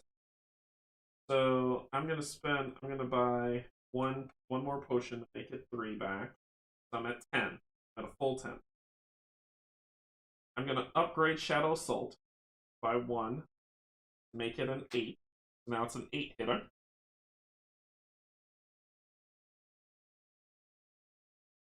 That cost me 5 gold, so I'm down to 5.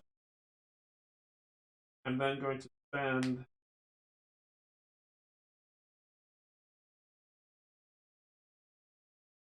2, make this a 10.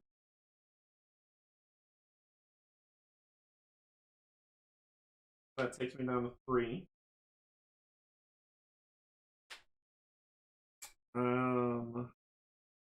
I'm gonna spend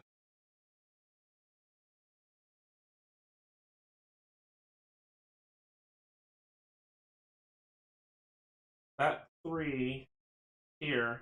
Boost this 3. There we go. Alright, so that ends my turn. Boop. Alright, so this city's soon to fall. It's a shame. The fortress seems interesting. I could send. It's only a 1-round legion hit though for who I'm gonna attack. And the creatures of the ancient fortress are mangy wolves who have an 8. Potentially take them out. And no, I can't. This is 10. I might be able to claim this. What do I get? After you defeat them, you may claim this fortress as your own. Okay, so I would just be able to claim the fortress, and I would get 16 gold.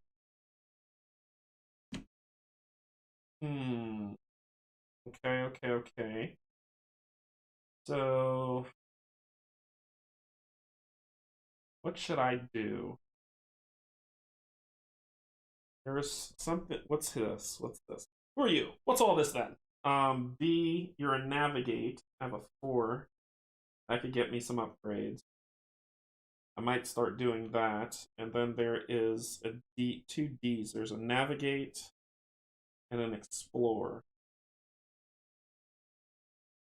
This seems to be my best bet to level. I can do this, get powered up, then come to the cave, beat the cave, soup up, free a city, and if I could get that dragon, I'm gonna be ultimate. But here we go. I'm gonna go for this thing. So I'm gonna move 1, 2, 3 because I have climbing gear. 4.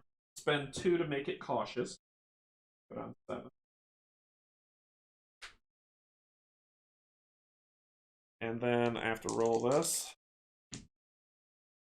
Both of them fail, so I'm down to 8 food.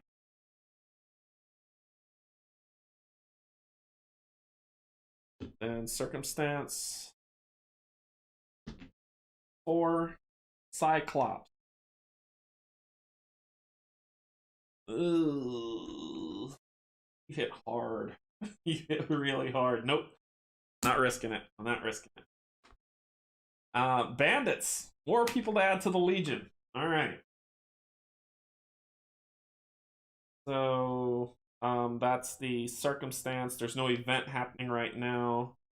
So then he will move one more move and he takes over that city and his speed goes up to 2. So next round, I'm going to move 1, 2, 3. This is not a special area. Wait, if I hit an event, right? Nope. This is not a special area, so I gotta move cautiously. So that's 5. Okay. That's my movement. I moved cautiously. So 5, I don't have to eat food, but a 10 means I don't find the darn thing. But the circumstance says a 4. Bandits! 4 people to add to the Legion. Alright, so let's do this, bandits. Let's do this. So I'm gonna spend 1 energy to shield up for 4, and then I'm gonna hit them for 8 damage. They have 8 health and 8 energy. One hit a quitter.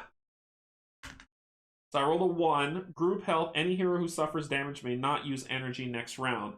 They only hit me for 2. I block 4. I block all their damage and I kill them in 1 hit. I hit them for 8 straight up, so they die. And I spend 2 of this, taking this down to 5, to add them to the Legion. Thank you.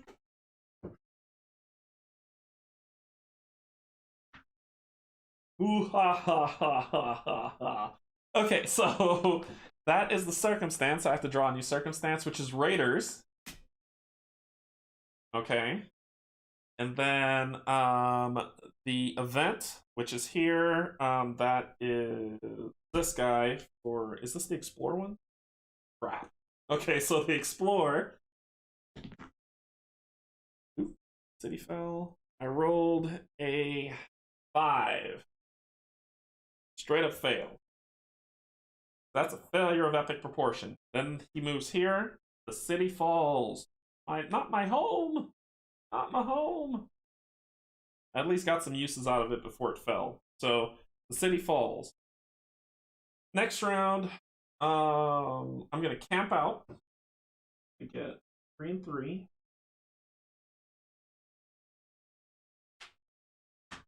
Then I get a -1 on all these checks.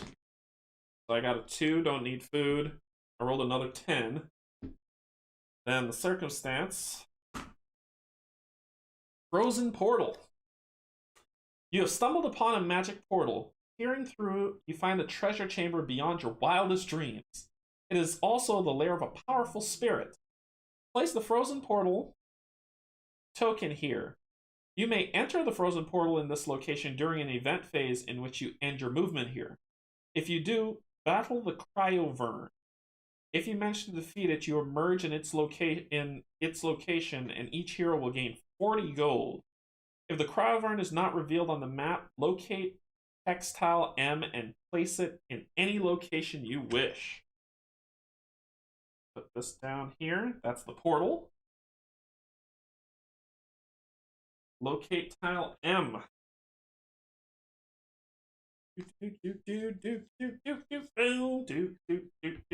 Cryvern. And we get to put them wherever we want. Alright, so these 2 fun things here.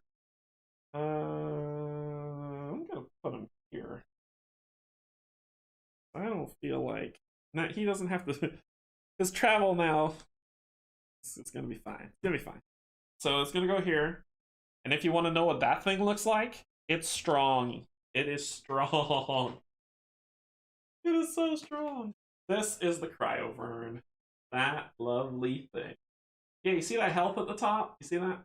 100 health. 100. Oh yeah. I've beaten him before, but I had to soup up. So he has 100 health, 100 energy. He does a lot of terrible things to you. If you beat him, you get to upgrade +4 your stuff. You would get 4 group reward. Instead, I would get 8 and 30 gold, and then the chance at the black market. So I need to power up, and then I can go fight this lovely thing. But the art's exquisite. Can't deny it. So that's the Cryovern. Yay! Okay. Alright. Strangle Vines. Yeah, that'll be fun to fight. So that was the event. That was the circumstance. Now for the event. Again. I rolled a 9. So no good. Fail. He's going to set his sights on his next city, which is this one. Next phase. Let's heal up again. Gonna murder me. I'm not going to move. Circumstance 1. Buy Will-O-Wisps. No. No. Shady Informant comes out. I am not fighting that. No. I lost to that all the time. Alright, so that is the circumstance. So that was the movement. Oh. That was a circumstance. Wait, did I skip something? So I did the movement. I healed up. I didn't roll for food. That's what I did. So 6 minus 1 is 5. And I rolled the wrong die. It was supposed to be the gold die, but it was a 2. Yeah. 4. Okay, then the circumstance. Now it's this roll. 5, it should have been a 3, so no good. He's going to move 1, 2, because 2 cities have fallen. Heading towards his next target. He's going to start speeding up. I probably need to not deal with this anymore. 1, 2, 4.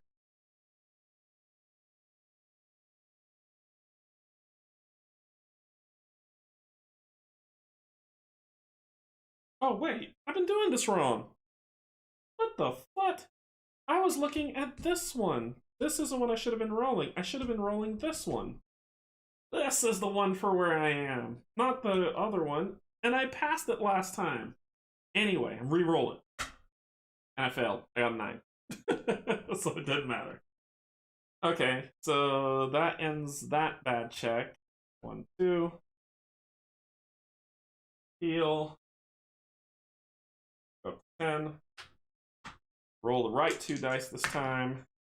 Got an 8, which means I need to eat 2 food. 2. Down to 6. And I don't find anything. Rolling the right die, this circumstance. 5. Strangling vines. Yeah, I'll fight them. Add them to the Legion. So they have 4 health. I'm going to spend 1 to shield. I'm just going to punch them in the face. They roll a 2. They're going to attack me for 2. My shield blocks it because I'm blocking for 4. And I hit them for 8. They're dead. I spend 1 point. And they join the Legion. Good. Good. Excellent. Alright, so how much damage? The base damage that I could do to somebody is 2, 6, 7, 8, 9, 10, 14. Base damage, 14. Shambling zombies. I'd love to add them to Legion. I also get 4 gold.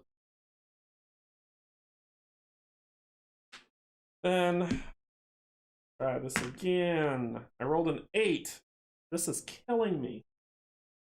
1, 2. He's just gonna keep taking cities because I can't roll to save my life. Okay. Movement. Not gonna move. I'm gonna get this thing, darn it.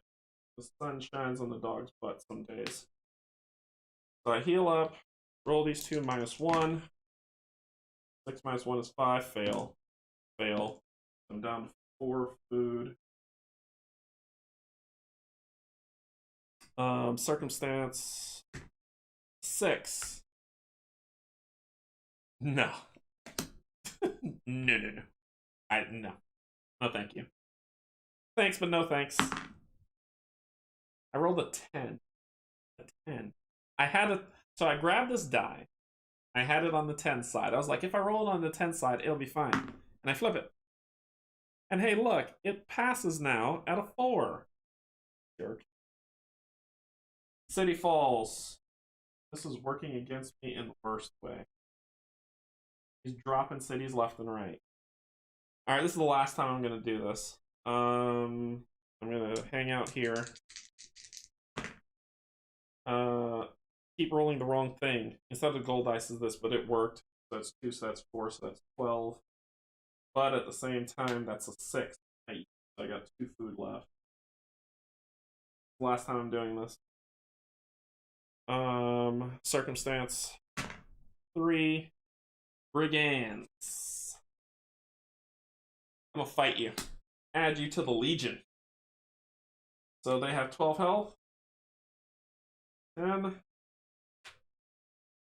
I am going to spend 1 point to 9 to shield up. And then I'm gonna roll, and I'm gonna hit him for 8.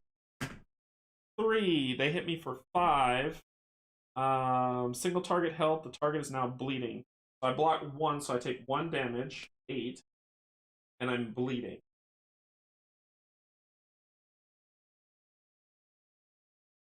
Bleeding mean.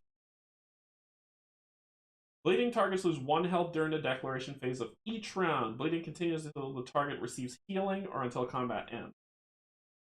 Okay, but I still hit you for 8, so you take 4 damage. So next round, I'm gonna beginning phase. I lose 1 health. I'm gonna spend 1 to heal up, 1 to shield up, and to attack you to finish you off. Ooh. 5. Group energy. Target who used energy this round suffers 4 additional energy damage. So he knocks my energy. So I block 4, but 4 gets through. So I lose 4 more energy, but I kill him with 8 hits. He dies. I spend 3. Now I'm down to 1 point. And he is added. They are added to the Legion. Whoever I unleash this Legion on, it's going to hurt. So, okay. So that ends the circumstance. Storm Wolves come out. I then roll for the event. A 10 again. Urgh. Okay, so who are you attacking next? Here. So city number 3. You've targeted this city.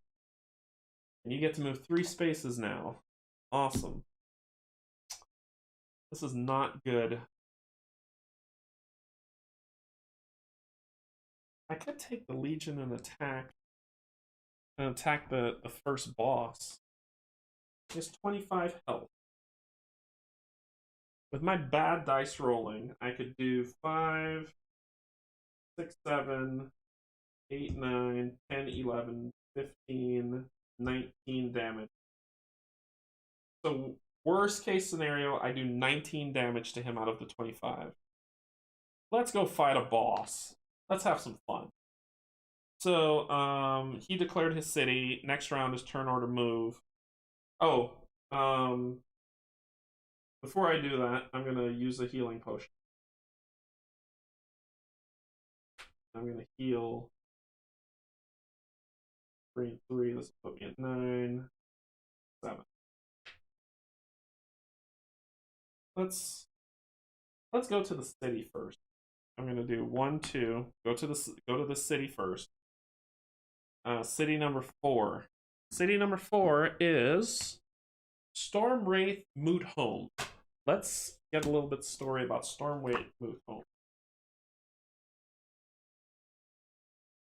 Nestled far into the Glim mountain range sits Stormwraith Moot Home, the gathering of trolls.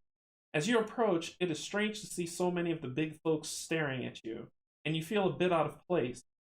You approach a nearby merchant to see what they have to trade. He refuses to talk, instead pointing to a large building at the end of town. Heeding his silent advice, you approach the building, hoping to speak with their leader, Hemburn Thunderfist. Before you know it, the trolls surround you, lining up in a ring. Thunderfist points to you and then steps forward menacingly.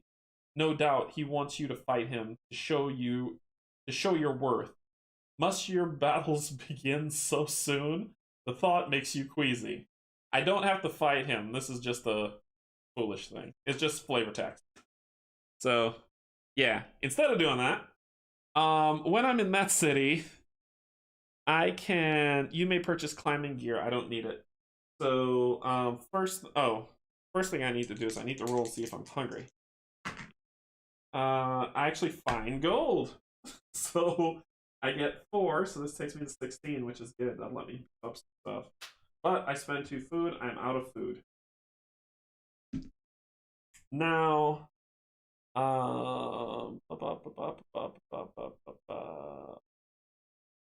have this in the way. So now I'm in the city. That was that. I don't do circumstance. I switch straight to the event, which is the city. Nothing to turn in, but I'm going to spend some stuff. So first off, I'm going to spend 1 to buy. I'm going to spend 2 gold to buy 2 more potions, putting me at 4. So I'm down to 14. I am going to start beefing some stuff up. This is, I'm going to spend I can do this action, spend 3 to make this a 5. I'm gonna buy food first, so I need to spend 5 to get all my food. I get all my food back for 5. That puts me at 9 gold. I'm gonna go fight the big bad, so I probably need some health. But I need to pack a wallop to hit him too. So I can 5.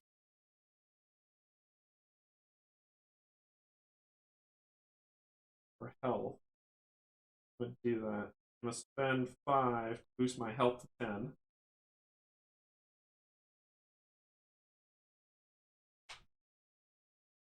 That leaves with 4 left.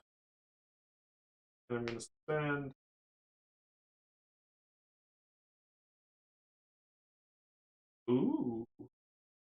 I'm gonna spend because the Dark Legion they only last 1 round. So it's okay. They only last 1 round. So what can I do with the 4?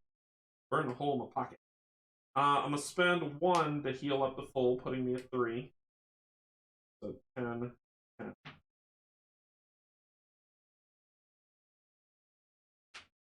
So I'm at 10 and 10. Then I'm going to spend 3 to make this a 5. There we go. So that ends that.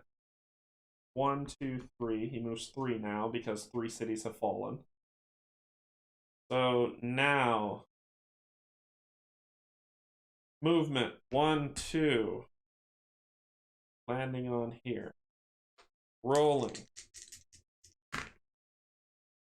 I find gold. I find 2 plus doubled up 4. And I don't use food because that's a 2. I skip the circumstance phase because I'm at a monster, and I go into a boss fight. So let's get some flavor text. Boss fight time. Let's get some flavor text for the boss.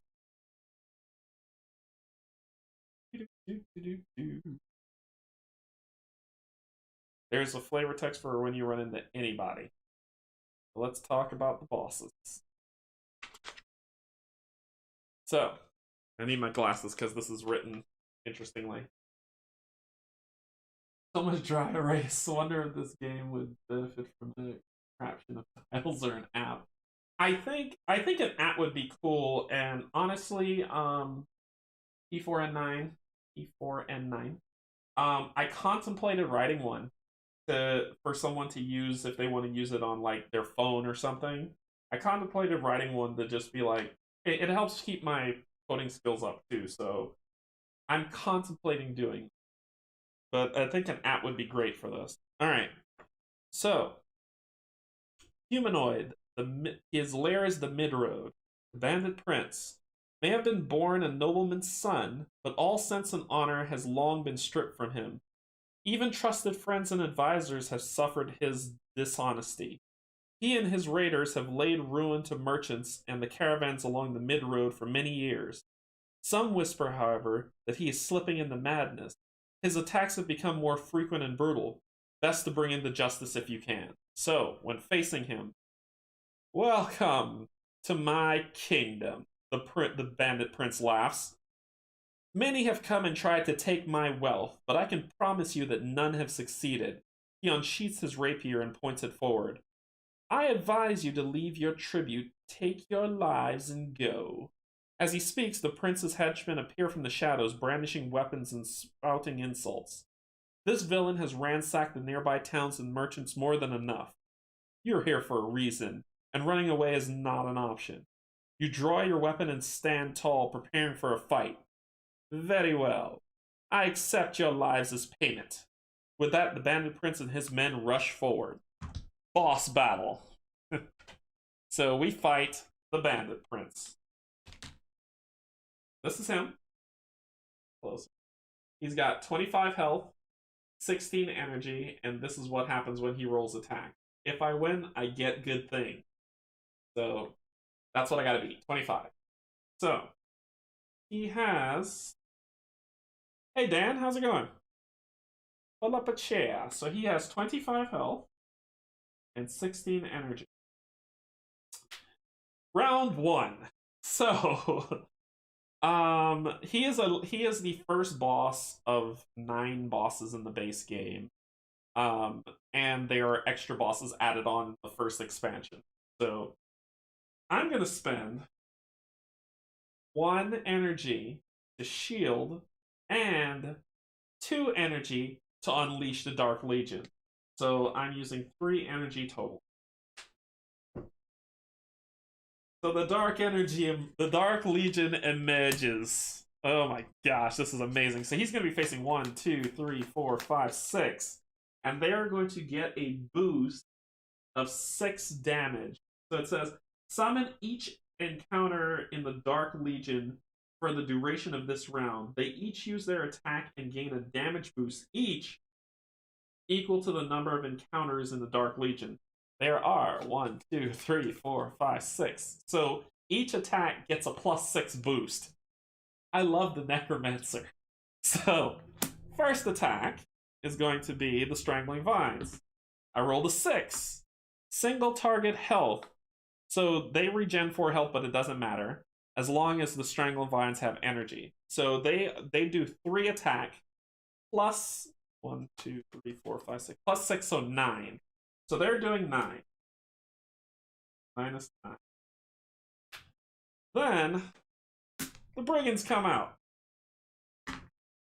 3. Single target health. The target is now bleeding. So he is bleeding and he suffers 5 damage. Plus 6. So 11. I think I might have killed him. Maybe I shouldn't have burned so many. Oh my gosh, I let them all out. I think I'm gonna massacre this guy. I probably shouldn't have let out so much. I'm gonna have to rebuild the Legion. Summon each creature. You have to burn them all. Next up. The Treants. 6. Single target, non-lethal health, piercing 2. So 6 damage, plus 6, 12. Yeah, he's dead. Unless he negates all damage, he is dead. He's a dead man. The Hag. 3. Single target, you are poisoned. 4 damage plus 6, 10. Sorry, I gotta total this up. Bandits. 1. Group health. Any hero who suffers damage may not use energy next round. So that is 2 plus 6, 8. And finally, the Thug. 6. Single target, piercing 3, blinded. So he's blinded, poisoned, and bleeding with a 3 plus 6 minus 9. Okay, let's see what he does. So his turn. 3. Magic Potion. Heal 5 health, roll the action die again. On a result of a 2 or 5 or hex, he performs that action immediately. Any other result is ignored. Okay, so he rolled a 2. So he performs block and stab. So he defends 2. Any target who damages the branded prince this round suffers 2 piercing health.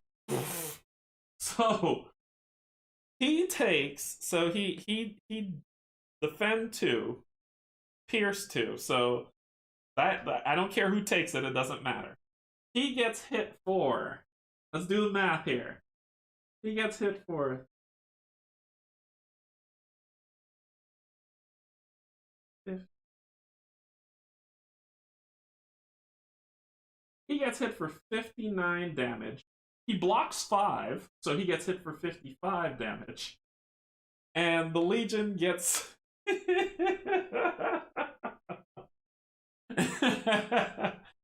So the Legion decimates him and his flunkies, and all of them get hit for 2 piercing damage. So they are dead. The Legion is gone. He is dead. So he dies. Okay.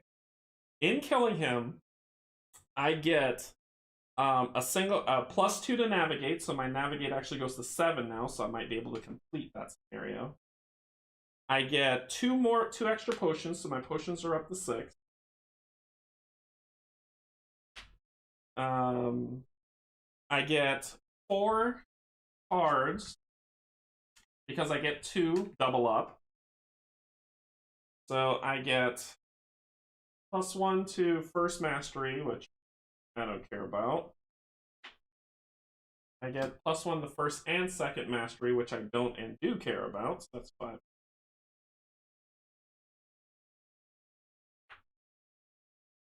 +2 to navigate, so my navigate is now to 9.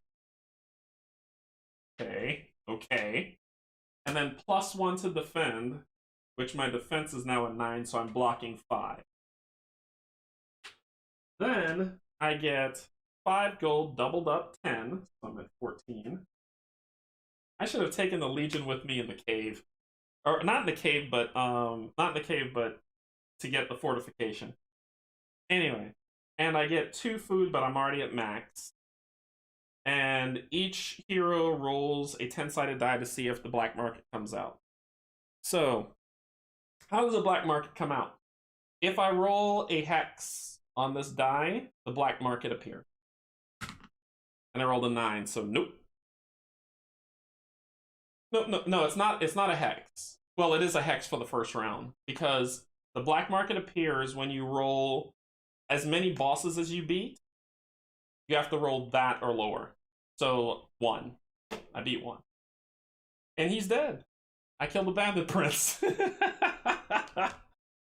Oh my word. I should have.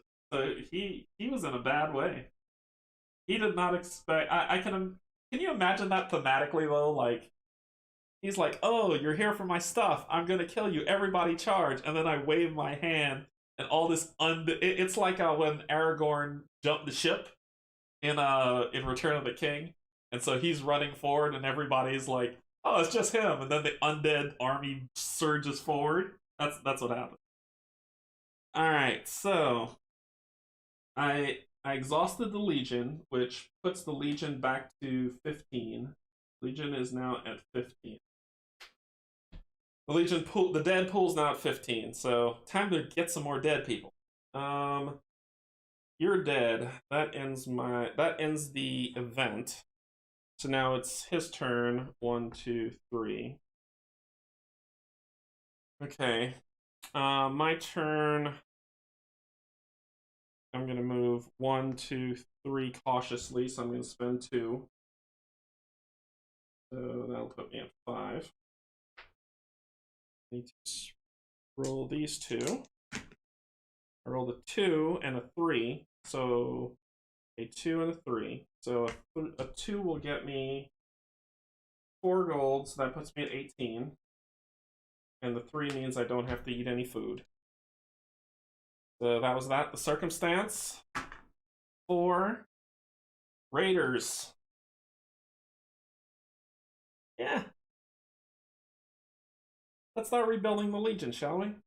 2 hits on them and they should be dead. So let's fight them. They have 16 health and 14 energy. I will spend down to 4. Spend 1 to block 5 damage. Right, 4.5, 5 damage. And they're gonna roll. They roll the 5. Single target health. If this damage is reduced, another target suffers this attack. So I reduced it from 6 to 1. There is no other target, so that means nothing to me. Single player, fun. And I hit them for 8. So they're down to 8 health. I'm going to spend another one of these. And I'm going to hit them high, hit them high. 1. Triple target health. Ooh. Dang, they hit me 3 times. So I block. They're hitting me for 12. Shoot. I blocked 5. So 7's coming through. And they hit me for So 7's coming through. I went from 9 to 2. But I hit, and they defend 4. I hit them for 8. They block 4. So 4 gets through, so they're down to 4 health. Ooh, that hurt. That hurt. That hurt. So I'm going to use a potion.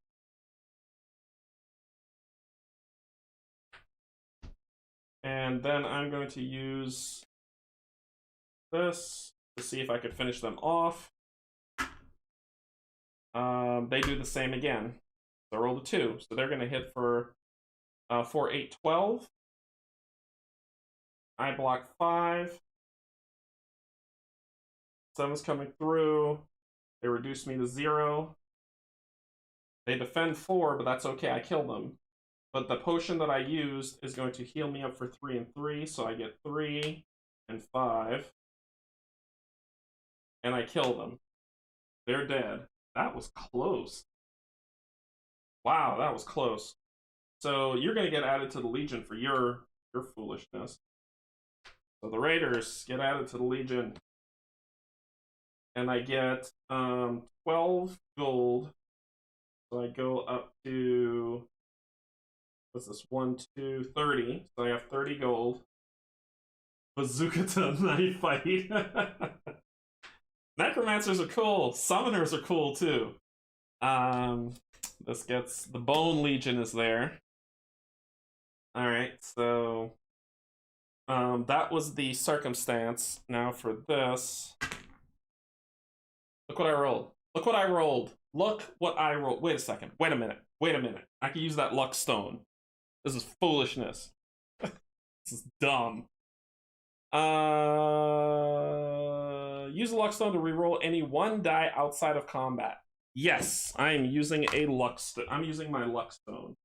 Because that's just dumb. Roll anything but a 10. 10. There we go. Hex.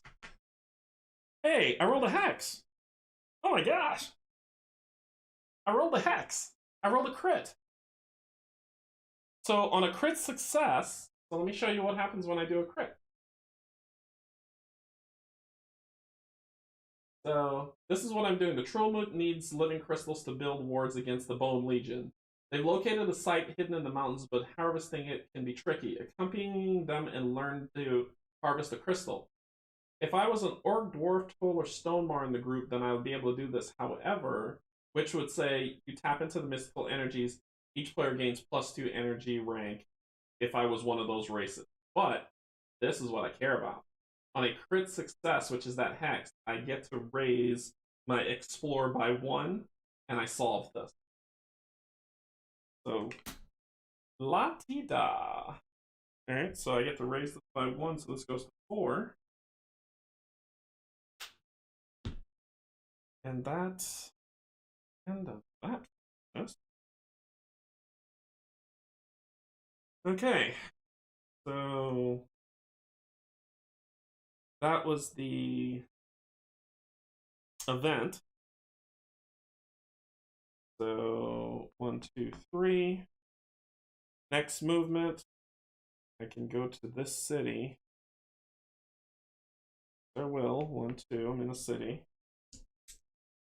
Roll this. I got a 3 and a 4. That is enough to get more gold. I get 30. I get 4 more gold, so I'm at 34 gold. And I don't have to eat any food. And now I'm in the city, so that was that. I don't do circumstance. I'm going to turn this in for 2 cards. So that will put my Explore to 5. And health goes up 1. The health goes to 11 instead of 10.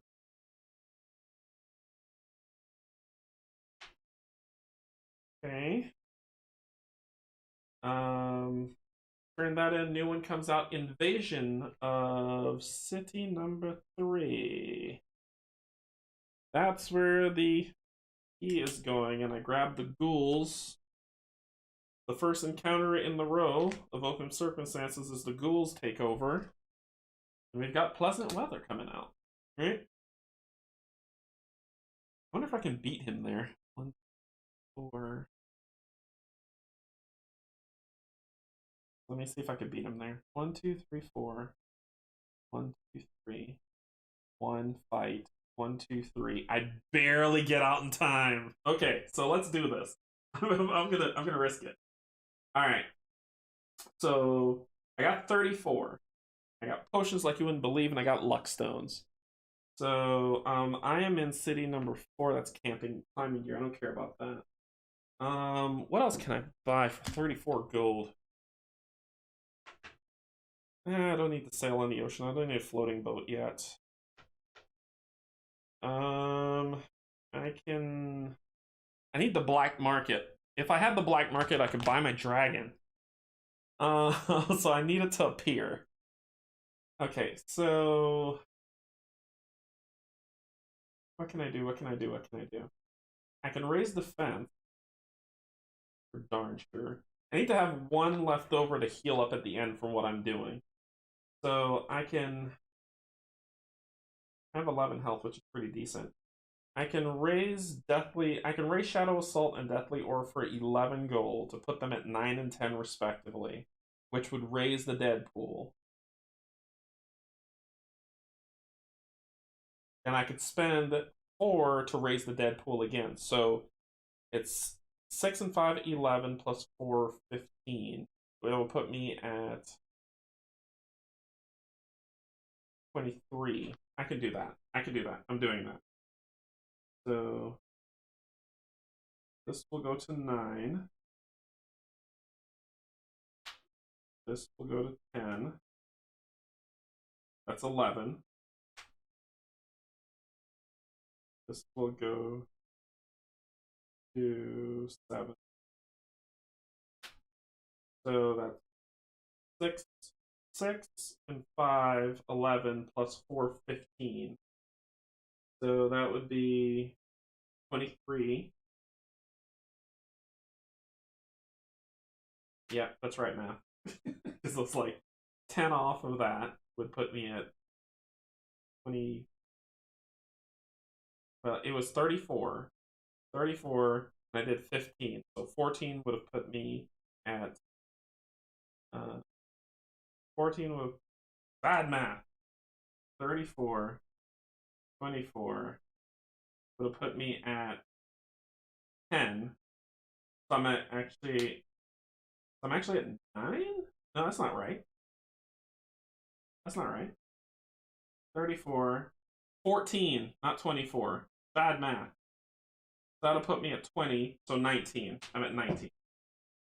19. So I'm at 19 gold for those upgrades. So the Legion now is at 17. It's 4, so 13. The Deadpool's at 13.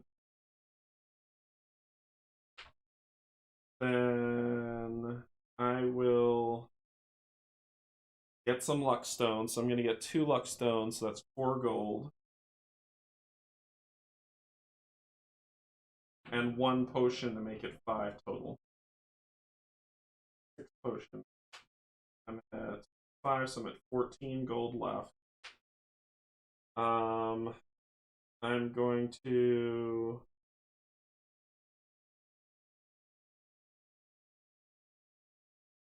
And anything I could do to help this thing succeed. So I'm going to spend 4 to make this 6. At 10.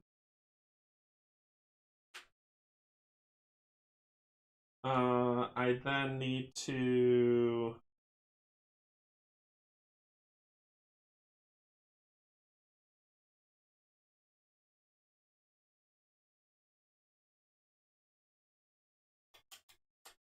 I can spend 10 left. I know I'm going to spend 1 to heal up for full.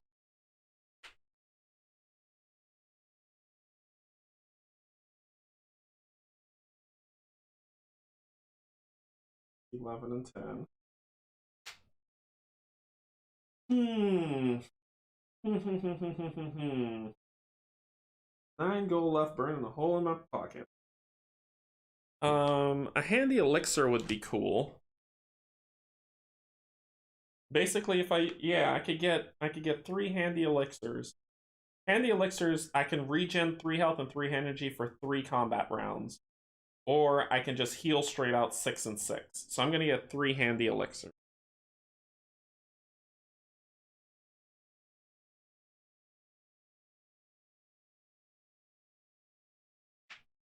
369. That's all my money. Alrighty. That's that. 1, 2, 3. 2, 3, 4. Strain is what I have to do. I have to 1, 2, 3, 4, and then lose 2 energy, and then fail at something. So I'm gonna have to buff it.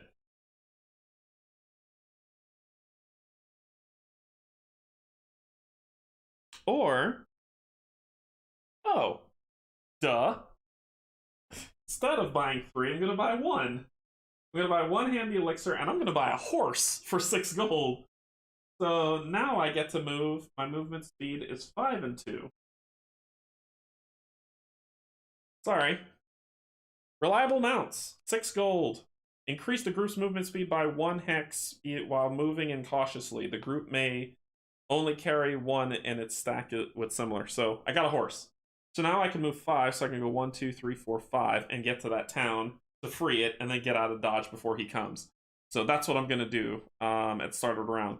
1, 2, 3, 4, 5, and that's along a road, so I don't have to deal with the circumstance. 4 food out of 5, I'm good. 5 out of 6, I found gold, so I get 4. Now here's the trick, right? Don't, when you get this game, not yet, but I will go to the cavern. I need to build up the Legion to go to the cavern.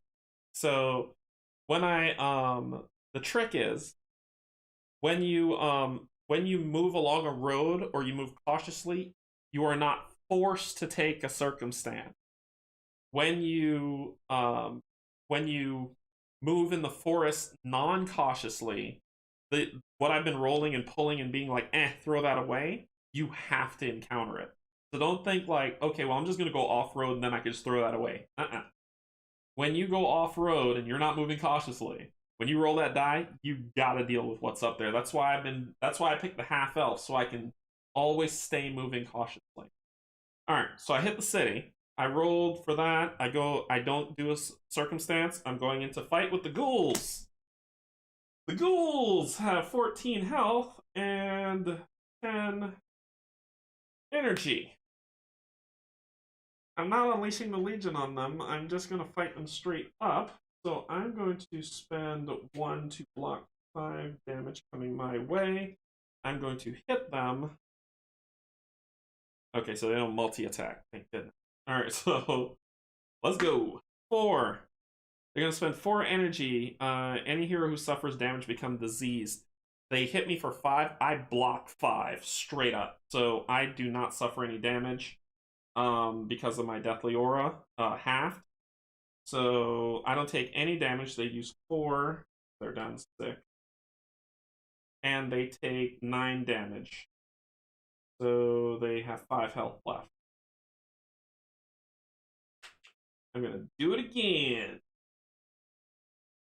See if I can finish them off.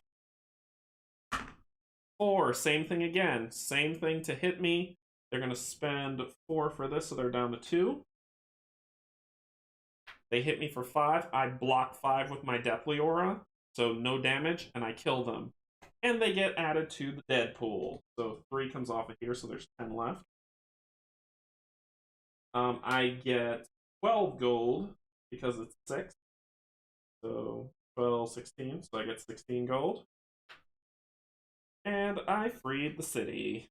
Yay. Comes off. And that ends my turn. 1, 2, 3. He is at the door, and I'm like, bye. So my movement, I'm out. 1, 2, 3, 4, 5, and at a city. And I will spend the 2, so I don't have to deal with this foolishness on the horse. And so I just roll these two. 6, 5, I eat 2 food, but I get 4 gold, so I'm at 20 gold. This is how double up helps. That takes me to 8. And I got the gold. Cool. No circumstance because I'm in a city. I turn this in to get 2 upgrades instead of 1. Oh man. So I upgrade attack, I upgrade my shadow assault. I think it's time for the cave. It's time for the cave. So this goes to 10. And this goes to 11.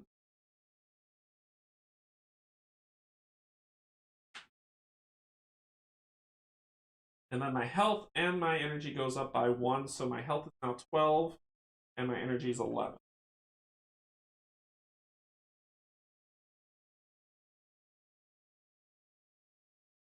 12. This is 11. Cool. They're in the dead pool, so I can do 4, 5, 6, 12. I can do 14 damage so far for my minions in the dead pool, base damage. 14. I might be able to blind somebody too. So this will, yeah, I'm going to the cave. Alright, so that ends my turn. He corrupts the city. Another city falls. When cities fall, you can free them. There is actually a city. Where is it? Here it is. It's right here. So if you go to free a city, that's what you gotta fight. And once you beat that, the fallen city becomes yours. This can't get added to the dead pool. I really wish it could. The fallen city, undead and humanoids can't be added, but I can free that city. And what happens when I free the city, because right now 1, 2, 3, 4 is fallen, there are 2 cities left. If I free a city, he has to go back and re-corrupt it, so I'm extending the game, if you will. Alright, so let's see what we're doing here. He's gonna have 1, 2, 3, 4 movement now. So he's gonna have 4 movement on me. And I'm gonna have to his next target, which could either be this city or this one. Let's go to the cave and see if we can go seeing. So this is a navigate quest. So it's on E, but I don't have E out. Do I? Nope, I have M. So I have D, I got these 2 out, but I'm going to the cave. I might die in the cave. So that I turn that in to get those. I'm going to now upgrade for the cave to be ready. So I got 20 gold. I'm going to spend 1 to food up. That takes me to 19. Now I'm going to buy some elixirs because this might hurt. My health is at 12. Okay, I'm going to spend 1 gold to heal up to full. 12 and 11. So that takes me to 18. I'm going to spend 5 to boost up survival to 6. That'll put me at 13. Then, oh boy, this is so scary. I'm gonna spend. They are close. They are worth. The elixirs are worth 3 each. So I'm gonna buy another elixir for. I have 2. That'll put me at 10.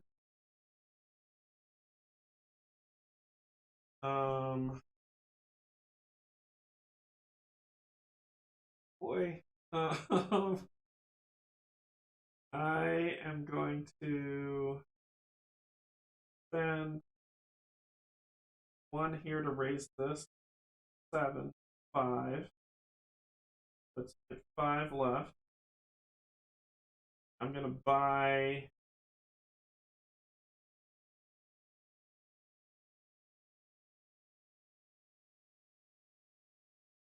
I just have a feeling that I'm gonna need another elixir. So I'm gonna buy another elixir for 3, puts me at 2. And I'll stop there. And I'll stop. So that ends my turn. His new target. 1's already fallen, so you re-roll. 6 has already fallen. 4, that's where I am. He is just following me, but I'm going to the cave, so 1, 2, 3, 4, 5, moving cautiously. So I'm gonna do that. Then 2 to go down to 9. To move cautiously. I rolled a hex on the gold, so I got 4 gold, so I'm up to 6.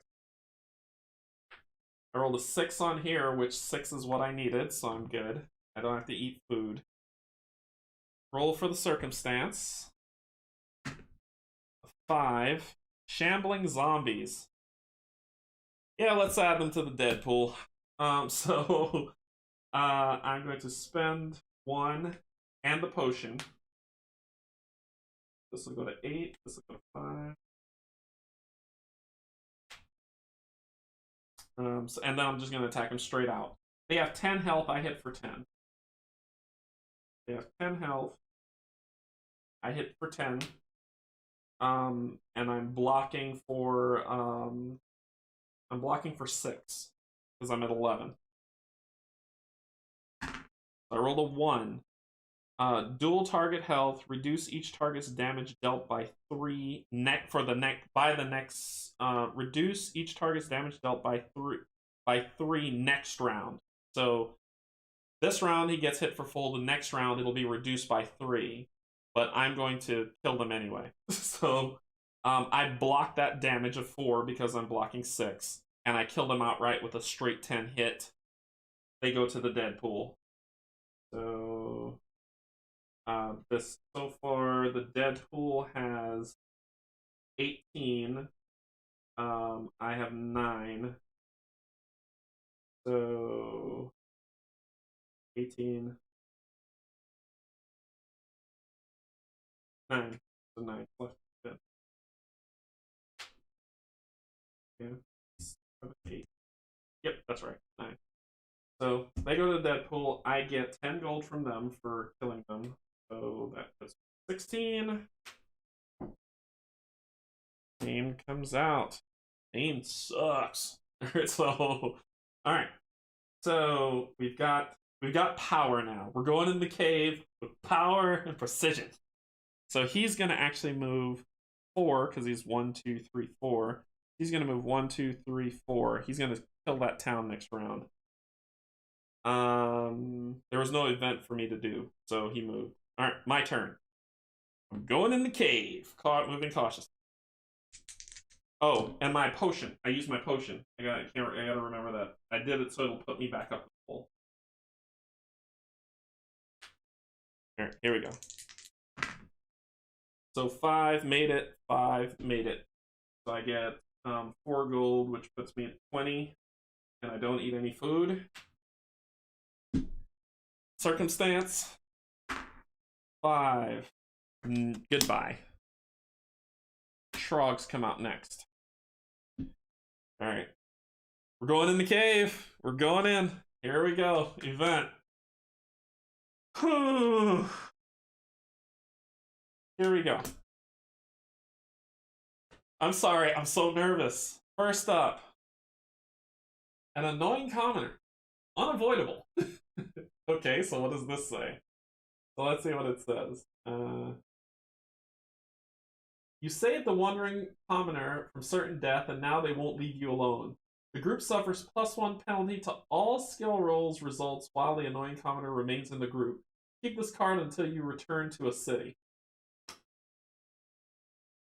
That sucks. Army's Ring. You found the precious ring bearing the mark of Magistrate Army. You may turn in this card to Restwind Dale for a bounty of 4 gold per hero, or you may keep it the magical ring. If you do keep the ring, the group may use it once before a single combat round. Roll the 6-sided die and add the results to the rank of each hero's action. This die may explode. Ooh, I'm keeping that.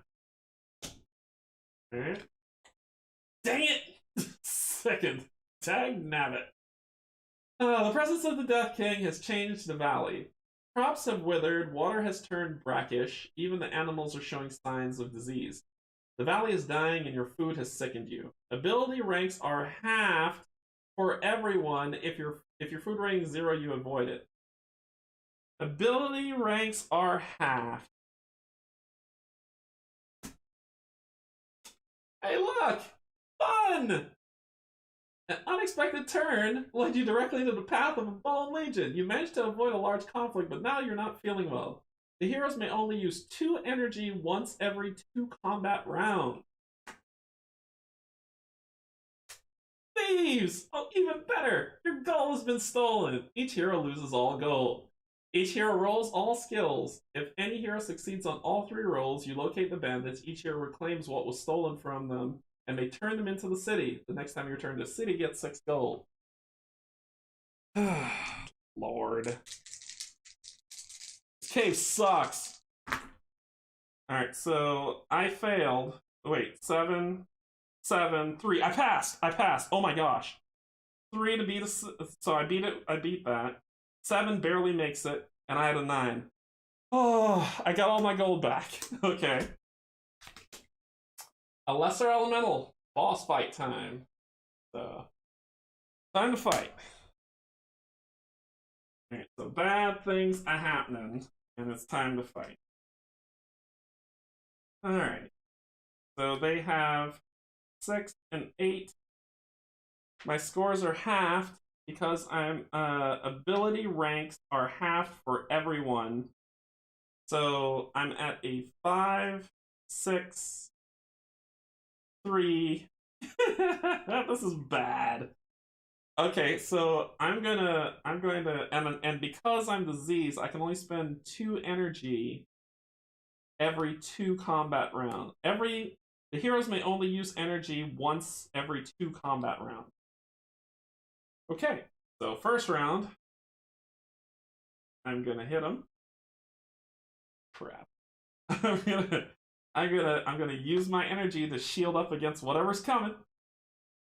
And I'm gonna hit him for 5 because my scores are half. You rolled a 1. Group health, pierce 1 right in the eye. So he hits me. I block all, but pierce 1 gets through, so I'm down to 11. And he takes 5 damage. So he's down to 1 health. Just like that, folks. Just like that, the cavern sucks. I hate diseases. So, ailments are just bad.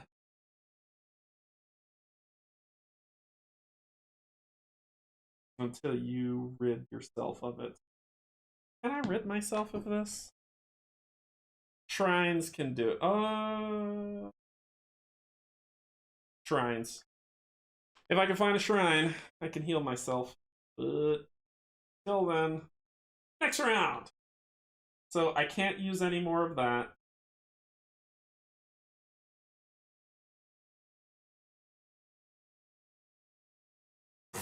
Whatever's gonna happen is gonna happen. So I'm just gonna attack him straight out. I rolled a 2, so he hits me for 1 damage. And he dies. I'm gonna add your sorry soul to the Bone Legion for that.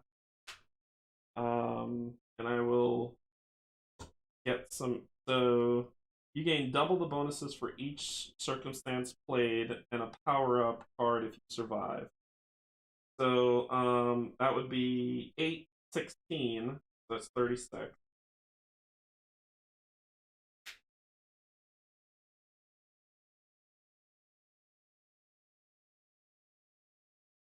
Okay.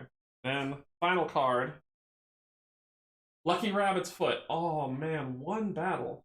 You found a charm that may have brought luck to its last owner wherever they may be. You may use the Lucky Rabbit's Foot during an opponent phase of combat to re-roll a boss or encounter action die that you just rolled. You may do this twice before this charm loses its luck. Sweet. Can you say? Huh. Annoying commoner kid. Great card. I like that this finally made it on the board game. That's right, Dan. That's awesome. All right, so we made it out of the cave. We beat the cave. So let's see. You gain double the bonuses of each circumstance played on the power card if you survive. Exit the cave. So immediately. So I get 2 cards for this because of double up. And this goes here. My food rating goes down by 1. 1 minute too late. So it goes down by 1. So now I consume 1 food each round. And all my abilities get a +1. All of them. Sweet. So, be an 11. Be 12. Be 6. Be 8. Okay. The cave is beaten. And when I beat it, I get to come out somewhere. If you do, you must individually draw and resolve each circumstance card. Okay. You gain double the bonuses for each circumstance played and a power-up card if you survive. Exit the cave on any mountain hex on the board. Boom. I'm going to that town. So that ends that. The city falls. I need to free one of these cities. Okay, so then movement phase. I'll move here cautiously. So I just have to roll these 2. Crap. Boom. Nope. I don't have to eat any food, but I don't find anything. I get back to town.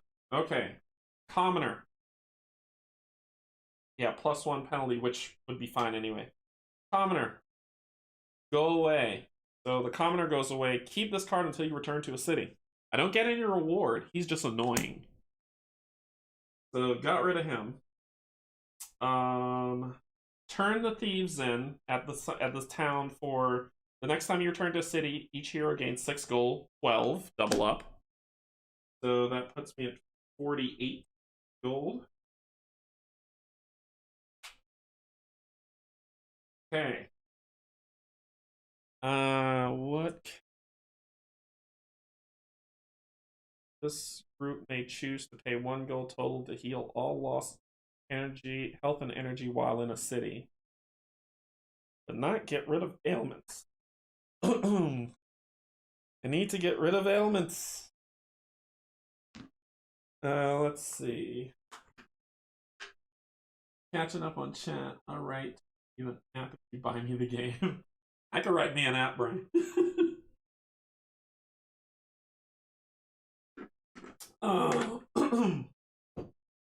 Here, we got some stuff in the Legion.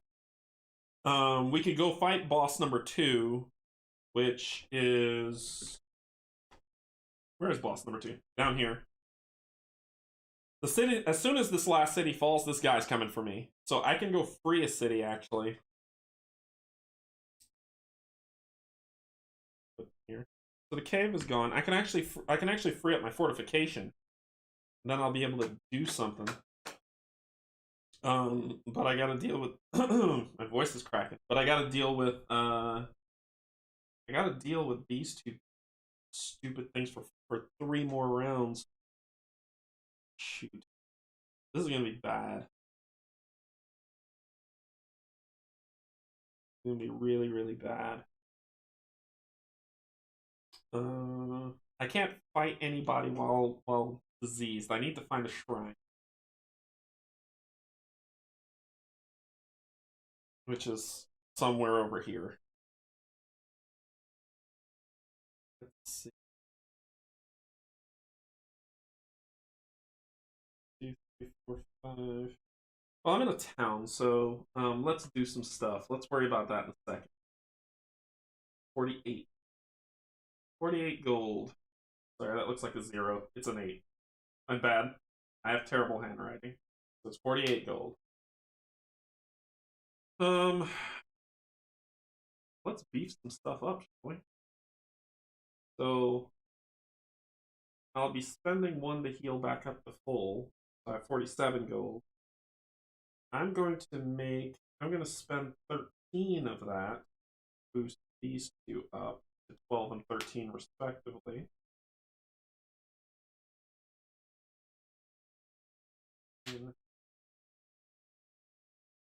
Oh.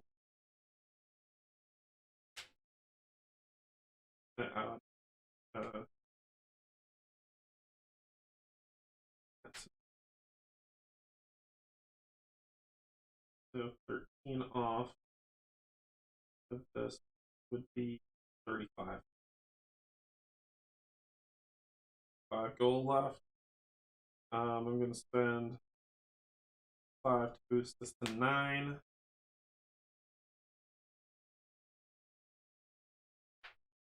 That's 30. I'm going to spend 6, boost this to 7.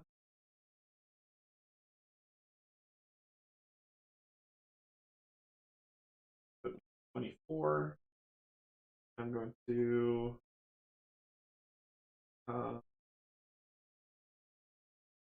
spend 7, boost this twice. That was at 11, so now it's at 37.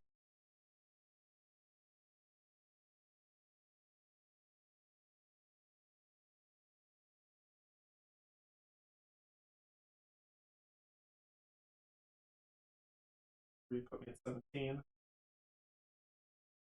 And then I'm going to if the black market was out, I could get my dragon. So then I'll do I'll buy an elixir for 3, actually 2 elixirs for 6, putting me at 11. I'll buy a potion, put me at 10. I will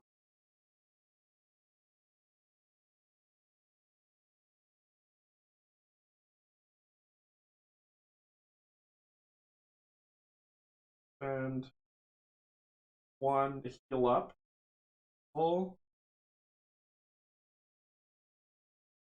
That's 9.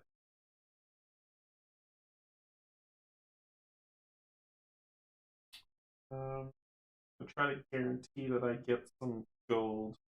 I'm going to spend 6, boot this up to 8. Puts me at 3. I'm going to buy 1 more elixir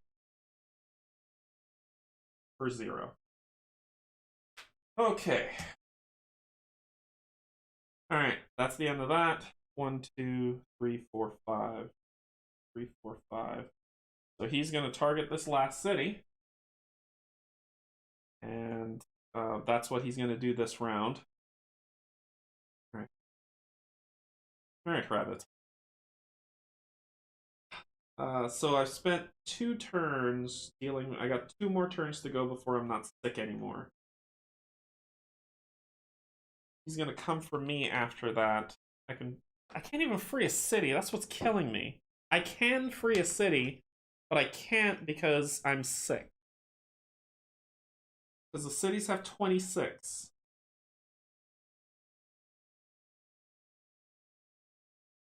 And the fortification, the ancient fortress, has... Oh, I can so beat these. I can beat both of these now.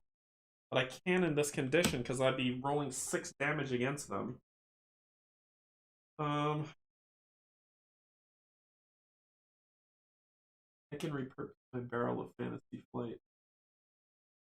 Sweet tokens. Screw you, game.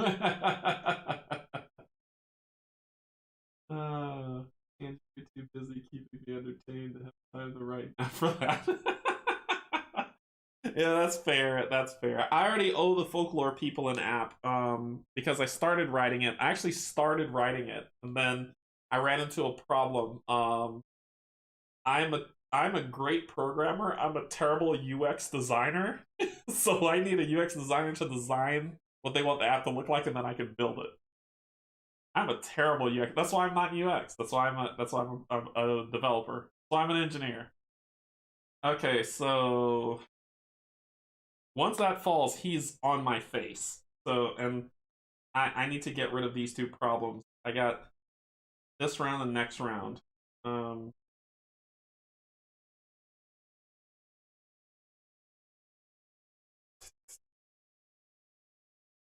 I'm not ready to face him. He will destroy me. 12 health is not enough. I don't know what to do. I don't know what to do. Welcome to the club, Canje. Hate coming up with UI for apps. I generally do simple. Yeah, that's me too. But the thing is like folklore's cheat is so complex. I need somebody to give me a great app design, and then I can do it. I'm gonna head towards this guy. We're gonna fight a boss, and hopefully, I can get to him before the dead king gets to me, and that should do it. That's the plan. I'm gonna go fight number two. One, two, three, four, five. Moving cautiously. One, two, three, four, five. Moving cautiously, spending two. Going down to 11. Rolling circumstance. A 3 for Stormwolves. Would love to add them to the Legion. I can't. I just can't. Because that means I would need 2 rounds to kill them. And I would block 3. I can't. I gotta throw them away. Stupid trash. One more round and then they're gone. No events. 1, 2, 3, 4, 5. 1, 2, 3, 4, 5. Yep. So 1, 2, 3, 4, 5. So he'll be at that town next round. Movement. Moving cautiously again. 1, 2, 3, 4, 5. Spending 2. Going to 9. I'll use a potion.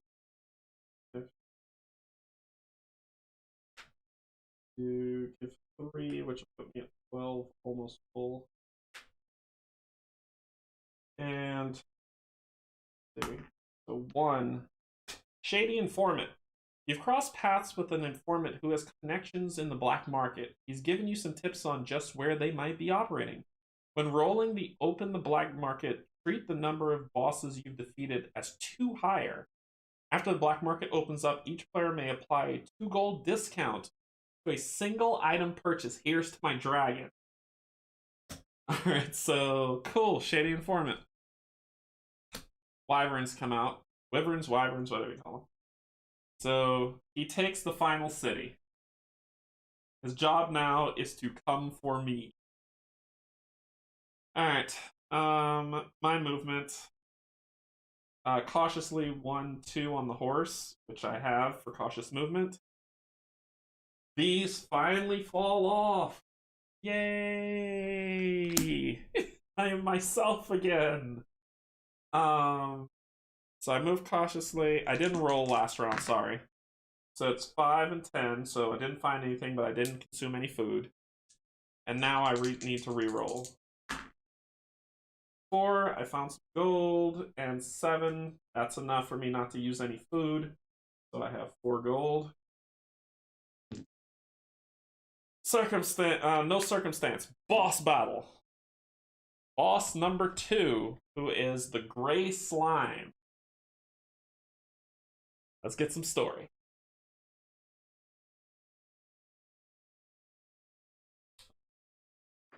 Oh.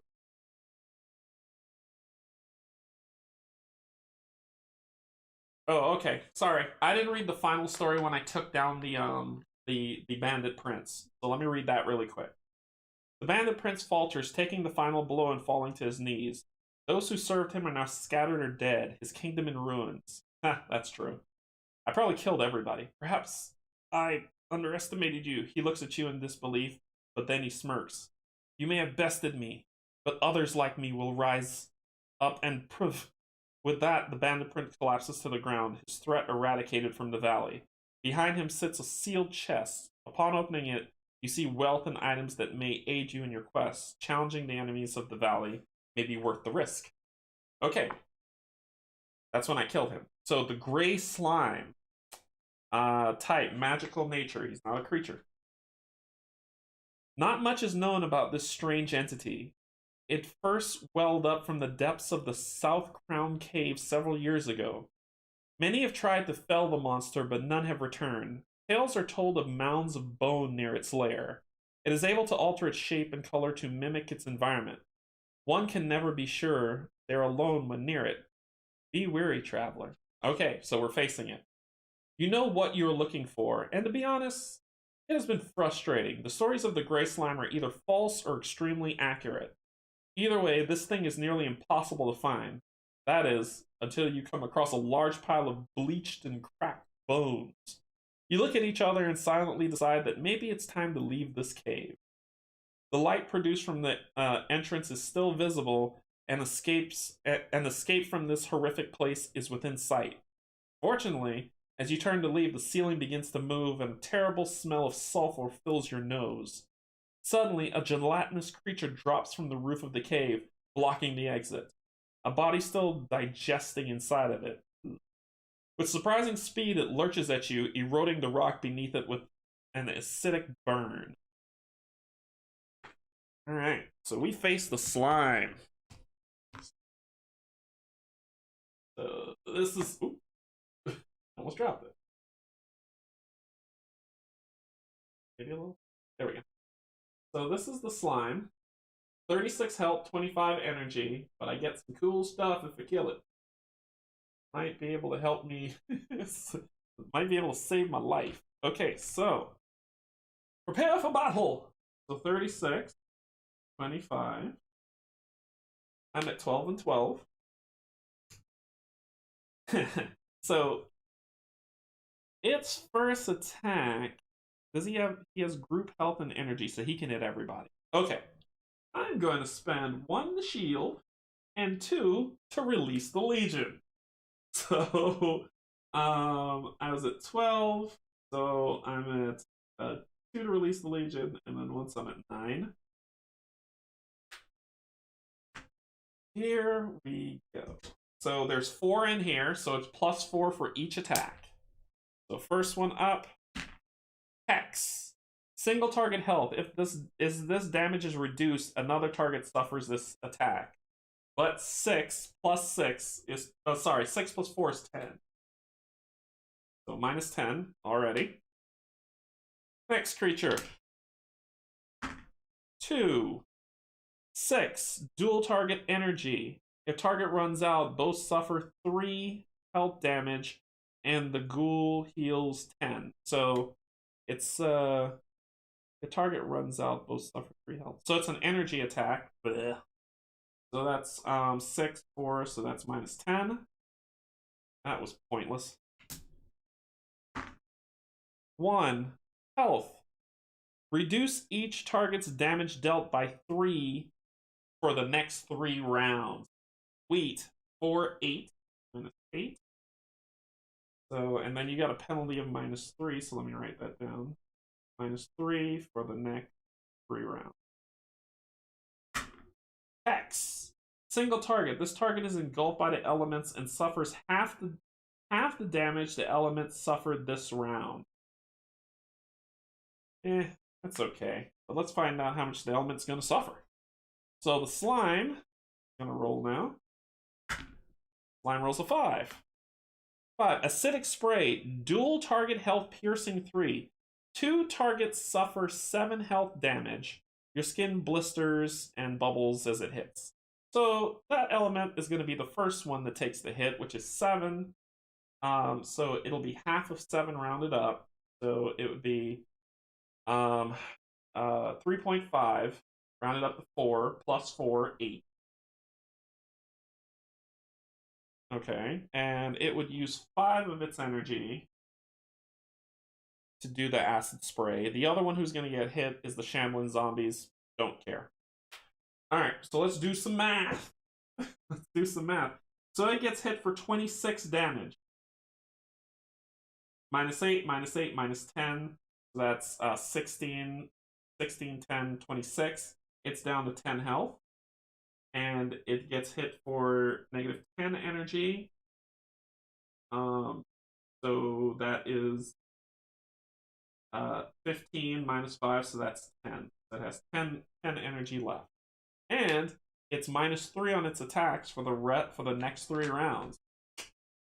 So the Legion has done its work. My turn. Next round, I'm going to use a energy to shield. I'm going to use a heavy elixir to heal for 3 over the next 3 rounds.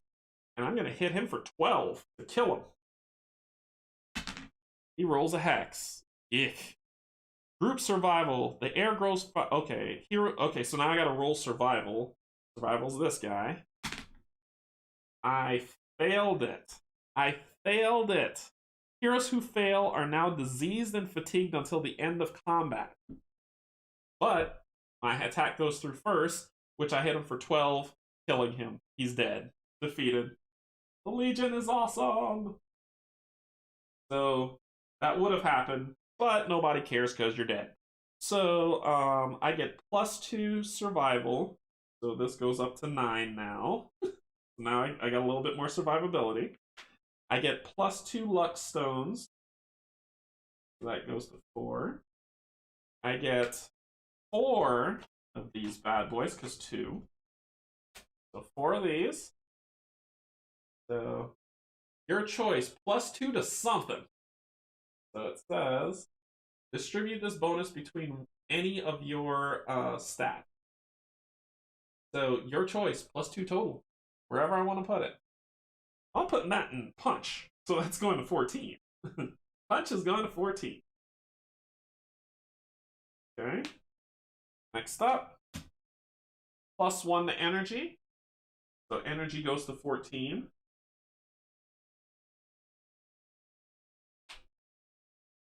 Next up, fight goes up to 15.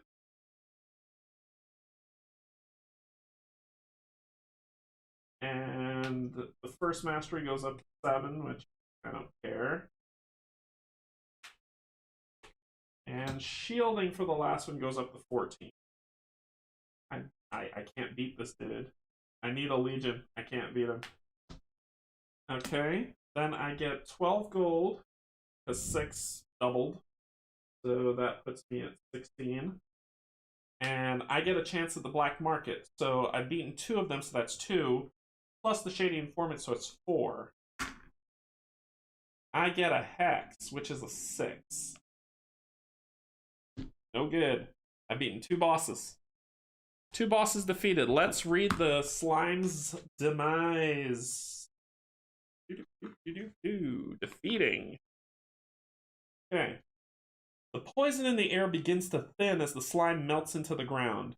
Your weapons are scarred by acid and your armor marked.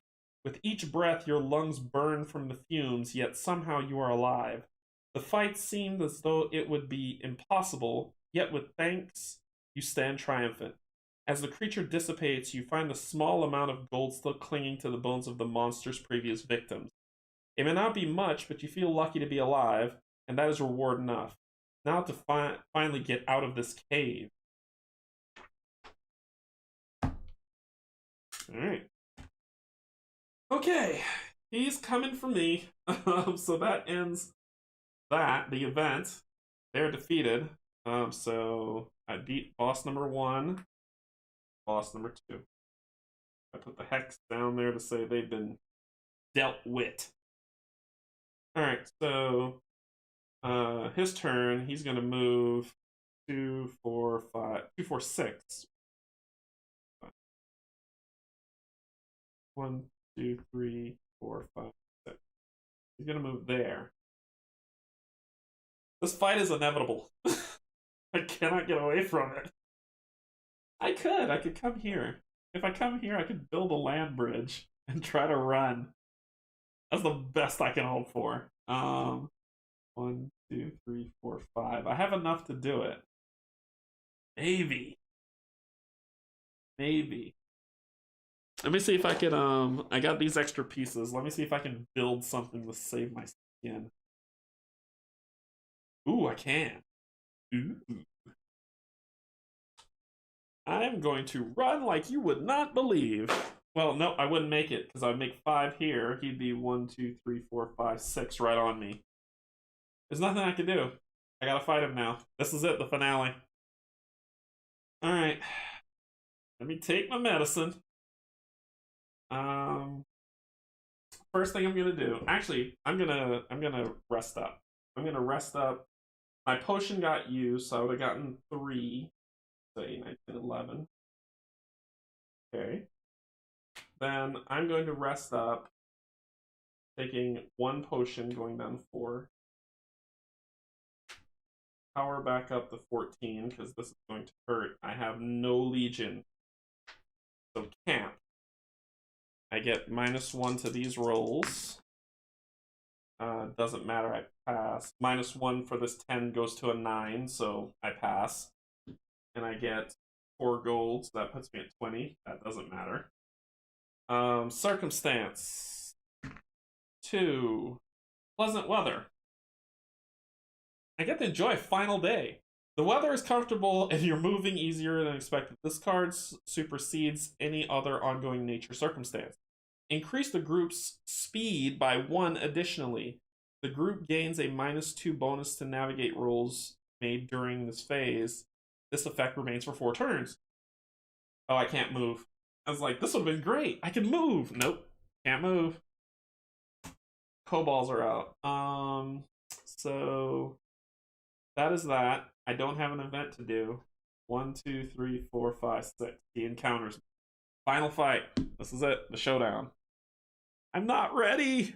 I'm so not ready. Oh my gosh, this is gonna hurt. I am not ready to fight this guy. The Dead King. Look at his health. You think I'm ready without a Legion? Look at his health.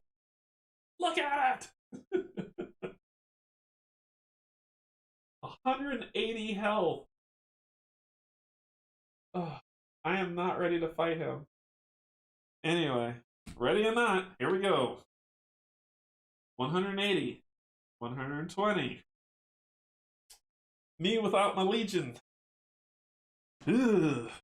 So, I'm gonna block. I'm gonna block 7 of whatever is gonna come hit me in the face to hit him for 15. That's all this is all I can do. Okay, what's he gonna do? He rolled a 5. 5. Entropic Wave. Group health. Each target suffers 8 health damage. If the damage kills a hero, they are raised by the king to fight by his side.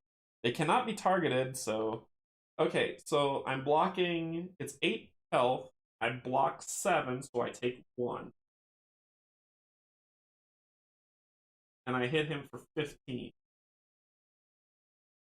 Oh, I need my Legion! I need my Legion! That's 165.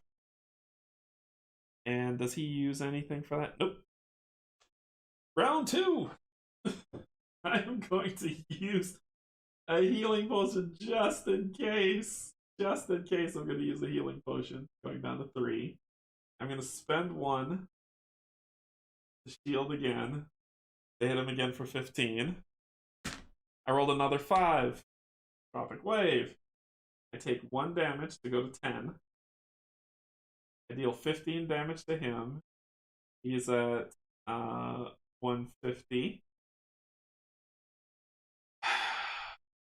Okay. My potion kicks in. I go back up to max on both. Well, I'm going to. Oh my god. Does he have a multi-hit? If he has a multi-hit, I don't know if I can do anything. Okay, so I'm going to spend 1 to block. Hit him again. Rolled another 5. So 11. I hit him for another 15. 135. So his health goes from 180 to 135. Okay, next round. To burn another potion. Burn this to go to 12. Do it again. 5 again. So I go to 10. Hit him for 15. That's 120. My potion kicks in. Heal both of these back up. 12 and 14. I'll burn 1.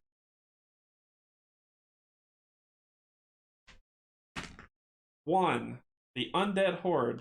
Triple target health and navigate. Pierce 4. 3 targets suffer 10 health damage. If any target fails the navigate roll, that target becomes trapped by the Undead King. So, navigate. I rolled a 9. I got a 9. That's all I needed. So, I didn't fail. But I suffered 3 targets, but it's only me, so I suffer 10 health damage. I block 7, so I take 3. So I'm at 9 health. I am going to...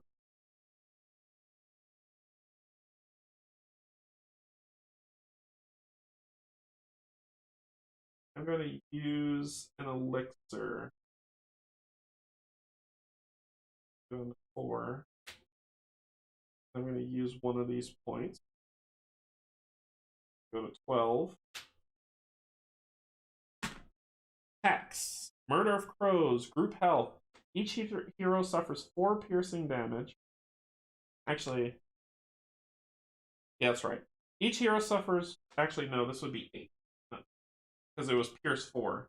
This would be 8. Bravely run away. There's no running. So each hero suffers 4 piercing health damage, and the Dead King unleashes a swarm of crows. Each hero is surrounded. Each time this is rolled, add 1 to the surrounded damage suffered. This damage cannot be reflected or negated. What does surrounded mean? Surrounded targets suffer 2 piercing damage at the beginning of the phase. Just 2. Just 2. I'm gonna get the 6 and 6 for this, which will put me back up 12 and 14. But I do hit you for 15 because it would have been 4 piercing. So 4, the 8 would have taken me to 4. 6 would have taken me to 10. Sorry, bad math. And I hit you for 15. So you are...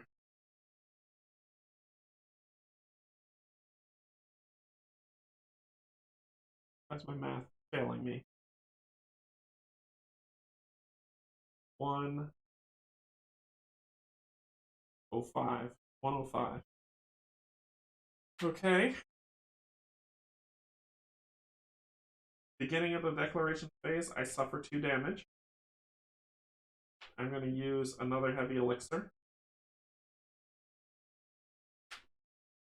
And then I'm going to use one of these. 13. To hit him again. 2. The Bone Legion. Group survival check. Heroes who succeed deal half damage to the Dead King. Those who fail have their attacks completely negated by the Bone Legion.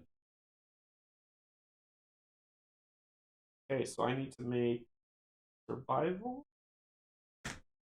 I needed a 9, I got a 5. So half damage goes to him. So half damage rounded up, so it would be 15. Half would be 8.5. Nope, 7.5. I can do math. Round it up 8. So 8 damage goes to him. So that would be 97. Got 97 health. Okay. My thing kicks in, which is 6. That 6 put me back up full. I don't know how much longer I could do this. Then I get hit for 2. Goes down to 10. I'm gonna burn a healing potion. Got 1 left. I'm going to die. I'm going to die. I'm going to die. I'm going to die. 3. Power Incarnate. He's gonna use 10 of this finally.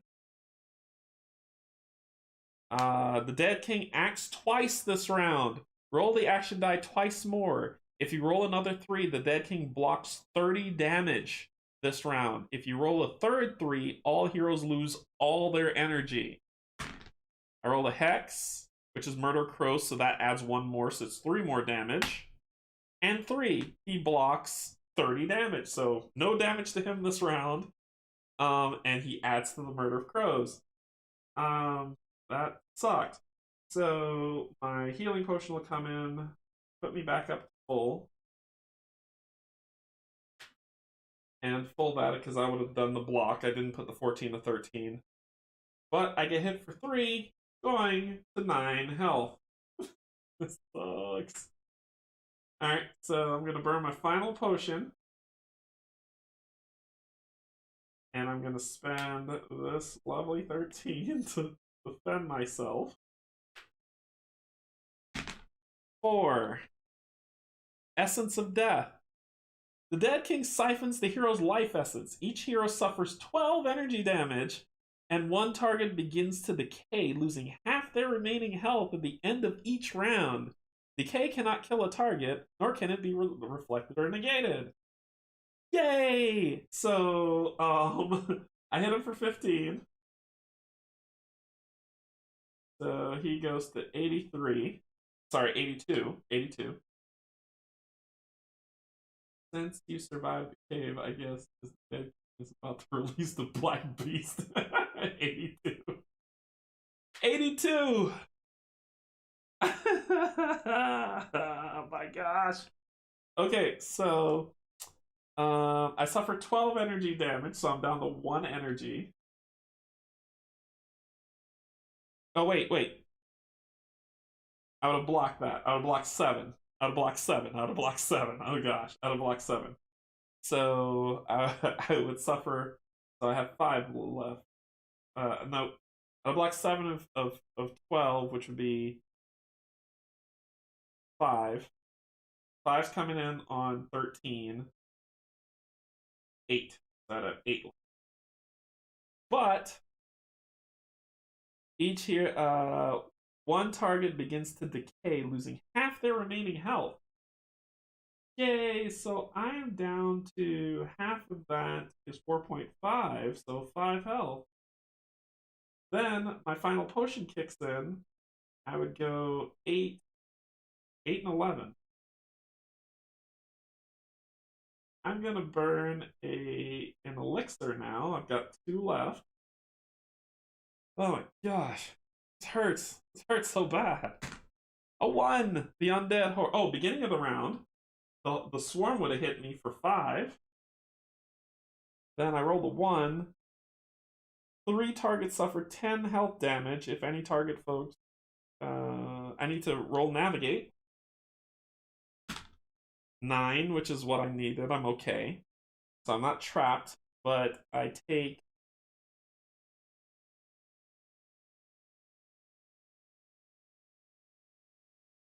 rounding is surrounded targets suffer 2 pierced health at the beginning of the declaration. Yeah, there's no negating that. Okay, so it would be 10 damage, 4 piercing. I blocked 7, it'd be 3, so 4 damage, so I'm down to 1 health. But I use the elixir full up to go 6, which would take me to 7, and this up to full. There's no way I can win this. Then I will spend. I need the Legion. So then I will spend my last handy elixir. Started around. They hit me for 3, so I'm down to 4 health. Oh wait, nope. Something else happened. Losing half their remaining health at the end of each round. So before that, I was down to 1, so 1. It can't kill me, as it says. No, I went up to 7. Yeah, I was down to 1, so it couldn't kill me. I couldn't lose that, so then I went up to 6, 7. I got hit for 3, now I'm down to 4. Then I spend this. And I use my last handy elixir. 6! 4 murder crows, 4 piercing. So 4 piercing, whack, 0, but I get 6 back at the end, and I hit him for 15. So 70, 67 health. 67 health. The final one, the final thing. So I would lose half my health, so I'd go down to 3. The elixir kicks in. I'd go up to 9 and 14. This is it. This is my final hurrah. Started around. I get hit for 4, so I'm down to 5 health. As I said, I'm not going to erase that. I spend that to do the final hit on him. He rolls a 5. Tropic Wave. 8 health damage if the damage kills a hero. It doesn't because my shielding blocked 7. 1 comes through, taking me to 4. Which is enough for the stupid crows to kill me. I hit him for 15. So I got him down to 52 health. And then at the end of the round, at the beginning of declaration phase, the crows hit me for 4. Oh wait, we have to do this in round. We have to do this properly. Crows hit me for 4. I drop. I strike at him. He hits me for 2. I need to roll survival, and he'll take half damage. So survival 3, I do. He takes half damage of 15 rounded up, so he takes 8. So he takes 44. And then I die. So I got him down to 44 health. I wasn't ready to face him. I knew I wasn't ready to face him. I need the Legion. I think if I had the Legion on him, I could have killed him. But we die. Let's see if there's a you're dead condition story. Let's see.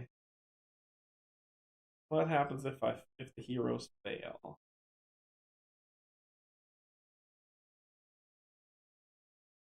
Dead king. Oh, there's stories as it's falling, as the cities are falling. Here it is. The dead king. So this is if I die. All right. So we got an end game. We got an end story. You watch in horror as your friends fall to the wrath of the king. Racing forward, you plunge your weapon in the necromancer's direction. You will make sure he dies as surely as you draw breath.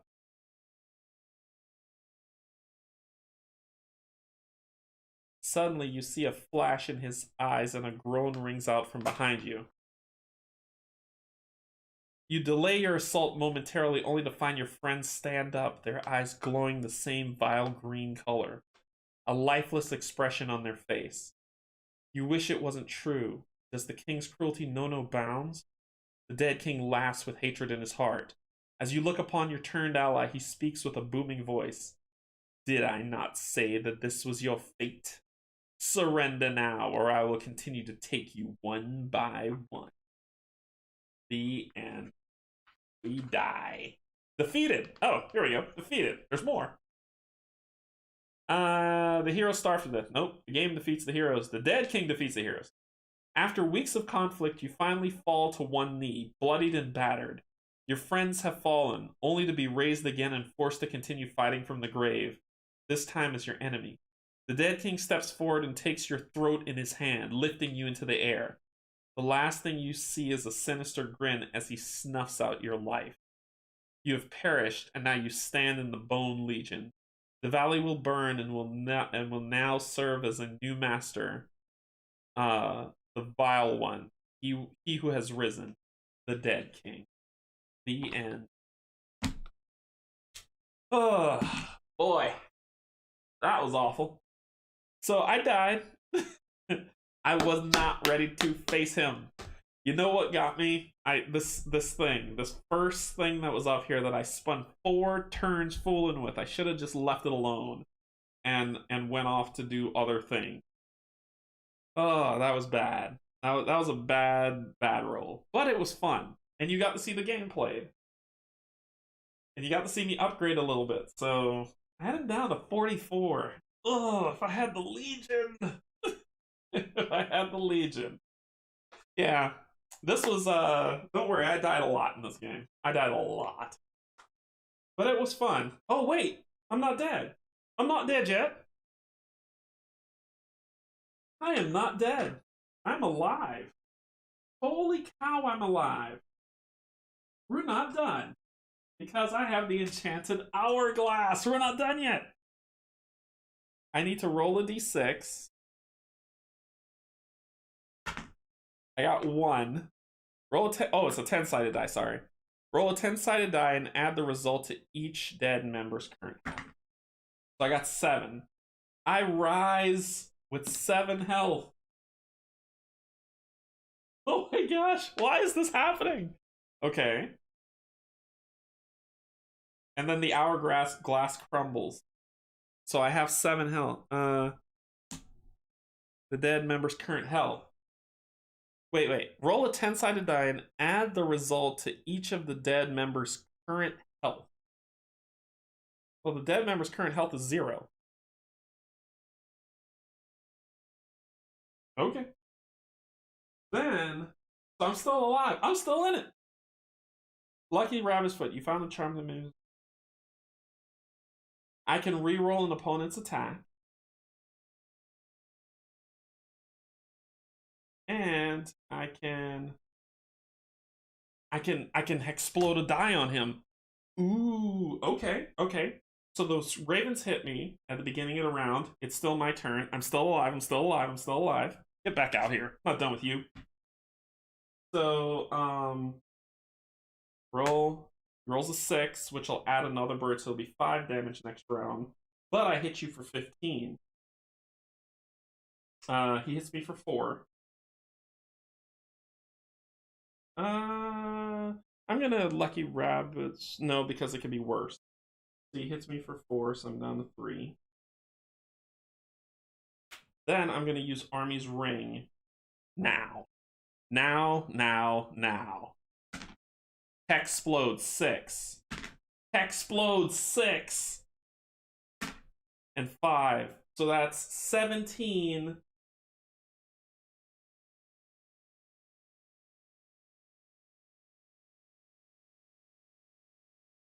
$32 damage I hit him for just now. 32. So he's down to 12 health. Is it more than 1 use? If you do keep this ring, the group may use it once before a single combat round. Roll the 6-sided die and add the result to the rank of each hero's action. The die may explode. The ring loses its magic after this use. So that's gone. Oh my god. Okay. Start of the phase. I'm going to die, but I'm going to kill him too. Here we go. Let's play it out. I think I beat him, but I died. But I think I beat him, but I died.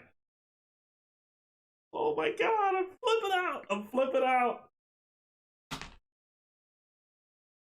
He would take half damage. I'm gonna do Lucky Rabbit's Foot.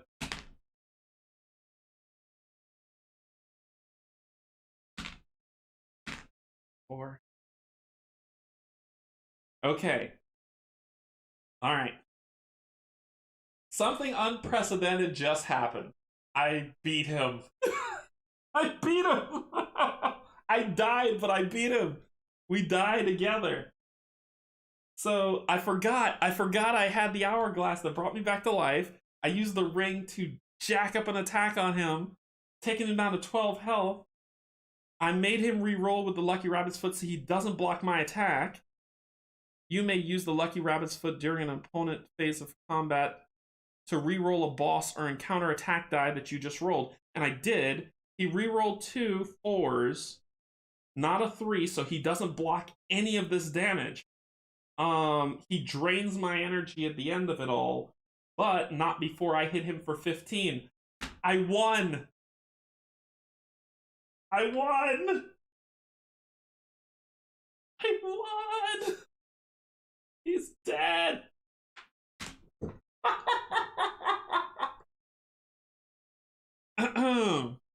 I died, but I took him with me. He's dead.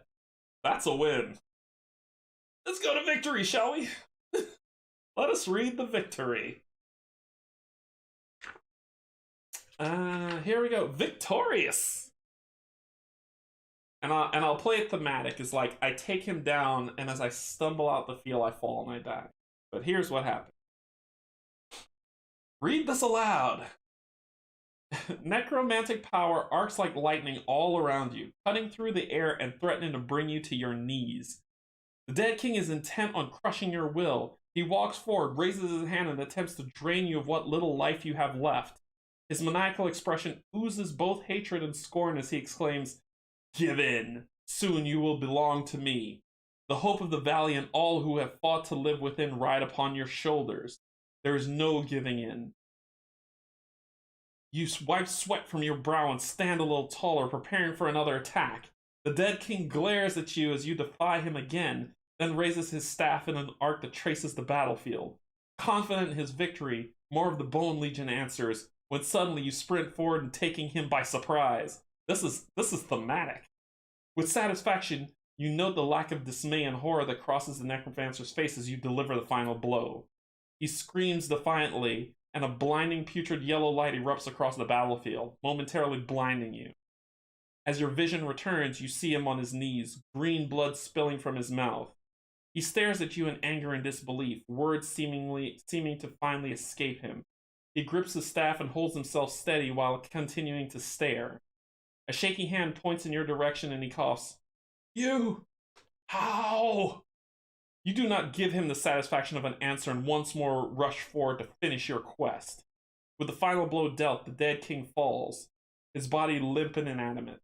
The wind suddenly gathers below him, lowering the necromancer to the ground. Yet when his body touches the dirt, whips of green power rise out from around him. You watch as his body quickly decays and turns to dust. After a few moments, it is over. His pointed crown, the only remnant left. The enchantment he spread over the land dissipates, and the shadowy veil lifts from the world around you. For the first time since you set out on this journey, you notice the warmth of the sun on your skin and the smell of fresh air. The valley rejoices, finally freed from the power of the Dead King. Sadness creeps over you when you realize that the people he commanded would never be the same. It is then that the staff withers and turns to ash. A great burst of force issues out as it disintegrates. As the burst continues forth, you see it pass over the fallen. They begin to breathe. Before perhaps you have saved the valley after all. With a smile, you look at each other and begin to help those who are rising. Only this time, they are free. And I'll add to that because we died. As I didn't realize that I suffered a mortal wound, and as I helped my last friend up, I turned, looked towards the sun, dropped to my knees, and collapsed and died. What an ending! Whoa! Two necromancers killed each other. Nessian fought, but he fell, but he fought! Oh my gosh, that was This is what you came for, right? This is what you came for. I completely forgot I had 3 items: the hourglass that brought me back to life, the ring that let me super crit on him, and then the lucky rabbit's foot that made him not block a single thing. And we beat him. Ah! Okay. Even though we died, I don't care. We won. We won. I don't care. 2 necromancers died together. Okay. Wow, that was exciting. I'm like, my adrenaline's pumping. That was insane. That was intense. And it's 4 hours. Okay, so that was Valley of the Dead King. Um, whew, what an ending. That was Valley of the Dead King. Let's go up and have a chat, and then I'll let you go because I know it's super late or really late for people. So, oh my gosh, that was intense. This is why I say I love this game. Like I'm like, okay, I take this off, I take this off, I do this math, I do this. The dice just kept exploding, which was perfect. Everything just worked out. What an epic finality. Yeah, Brian, this was insane. This is why I love this game. And I highly recommend this game to people because it's a sleeper hit, man. This game is a sleeper hit. This game is great. So that was Valley of the Dead King. You got to see a win scenario, which is fantastic. I've only done a few of those, and you got to see this is win number 5 for me. But you got to see this epic win. This was an epic finale. All right, okay, bring it in, Derek, bring it in. Okay, so what's next? Next week, Wednesday. What did it say? Your addendum was touching, bleeding from his side. He helps the last before falling. Yep. Yep. It was yeah. So what's next? Wednesday, Arkham Horror 3rd Edition. We're getting into it. It's gonna be fun. It's gonna be awesome. I played that a bunch too, and it's a lot of fun. So Wednesday's gonna be Arkham Horror 3rd Edition. Thursday, Pac-Man Excusitis and I will be going back into Path to Carcosa for the fourth scenario. Fourth scenario. And then Sunday, Gloomhaven. I know I said I would do a solo side scenario, but I have to be level 5 to do the Doomstalker scenario. So I'm just going to do another one, and as soon as I level him, then we'll do the solo scenario. Then the following week is going to be... I'm coming back to Hexplore. This time we're going to do Forest of Adramon. The box is still in shrink wrap, so I need to learn that game. But we'll do Forest of Adramon sometime next week, probably on that Sunday, so I can take the week to learn it. And yeah, this was intense. Oh my gosh, I'm wired. This was intense. Yeah, it was a nice addendum. It was a nice addendum that he helped the last person before succumbing to his wound. But Messian champion. But yeah, that's Explore. I hope you enjoyed this playthrough. If you did, hit like and subscribe if you'd like to see more. Hit comments if I made any mistakes, and I'll make sure I fix them in Force of Adramon, and so other people know so they don't make those mistakes either. I'm sorry, I gotta come down from that. That was like a last minute win. I need to play something else to relax now. I know. I'm amped up. That was intense. It's a shame that you didn't get to see the living card pieces, but Force of Adramon has one too, so maybe I'll run into one there. They are. Let me see where they are. Not in there. They're in here. Or down where are they? Here's one. The Shrine of Seasons. That's one. That was way at the bottom.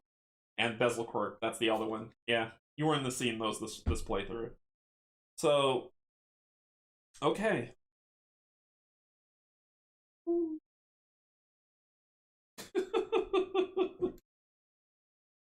Ugh, this is crazy. Need to play Monopoly to calm down our Candyland. I don't know, man. That was intense. Um, I appreciate you all sticking around and sticking through it with me. I hope you enjoyed it.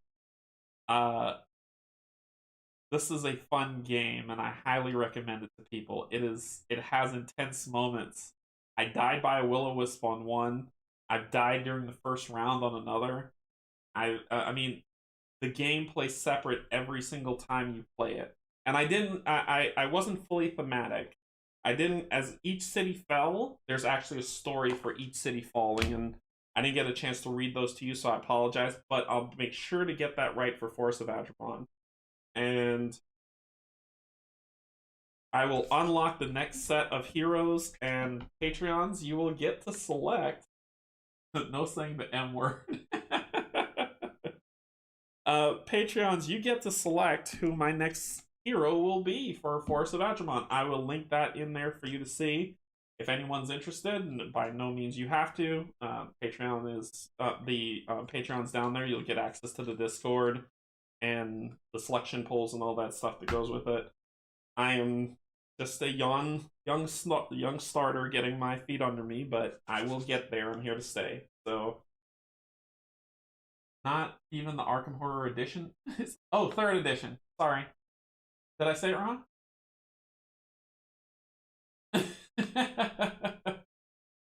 I don't follow that one. So, um, cool. Yep, that's all I got. Thank you so much. Thank you, Patreons. I appreciate you so much. I know you're tired and you wanna take a rest. I gotta calm down my nerves. Thank you so much, YouTube subscribers. I appreciate it. If you like what I'm doing, if you want to see me play something else, like, subscribe to the channel. I'm getting closer and closer. Getting closer and closer to the next goal of hitting 300 subs. I know for a lot of people who've been doing this for a while, that might be minuscule. For me, that is massively huge. It means the world. So, thank you so much, YouTube subscribers. I appreciate it. Once I get to 300, I'm gonna do something cool. I'm thinking of doing like a double game day, so I'll play 2 games. Not gonna be a 24-hour stream, but at least it'll be 2 games. Maybe that might do it. But thank you so much. Thank you for joining me. I appreciate it. Everyone have a great night's rest and have a safe day and a safe week. And I will see you on Wednesday. Insert comment here. See you all later. I need a shot of vodka or something. I need something. My God. Bye, everybody.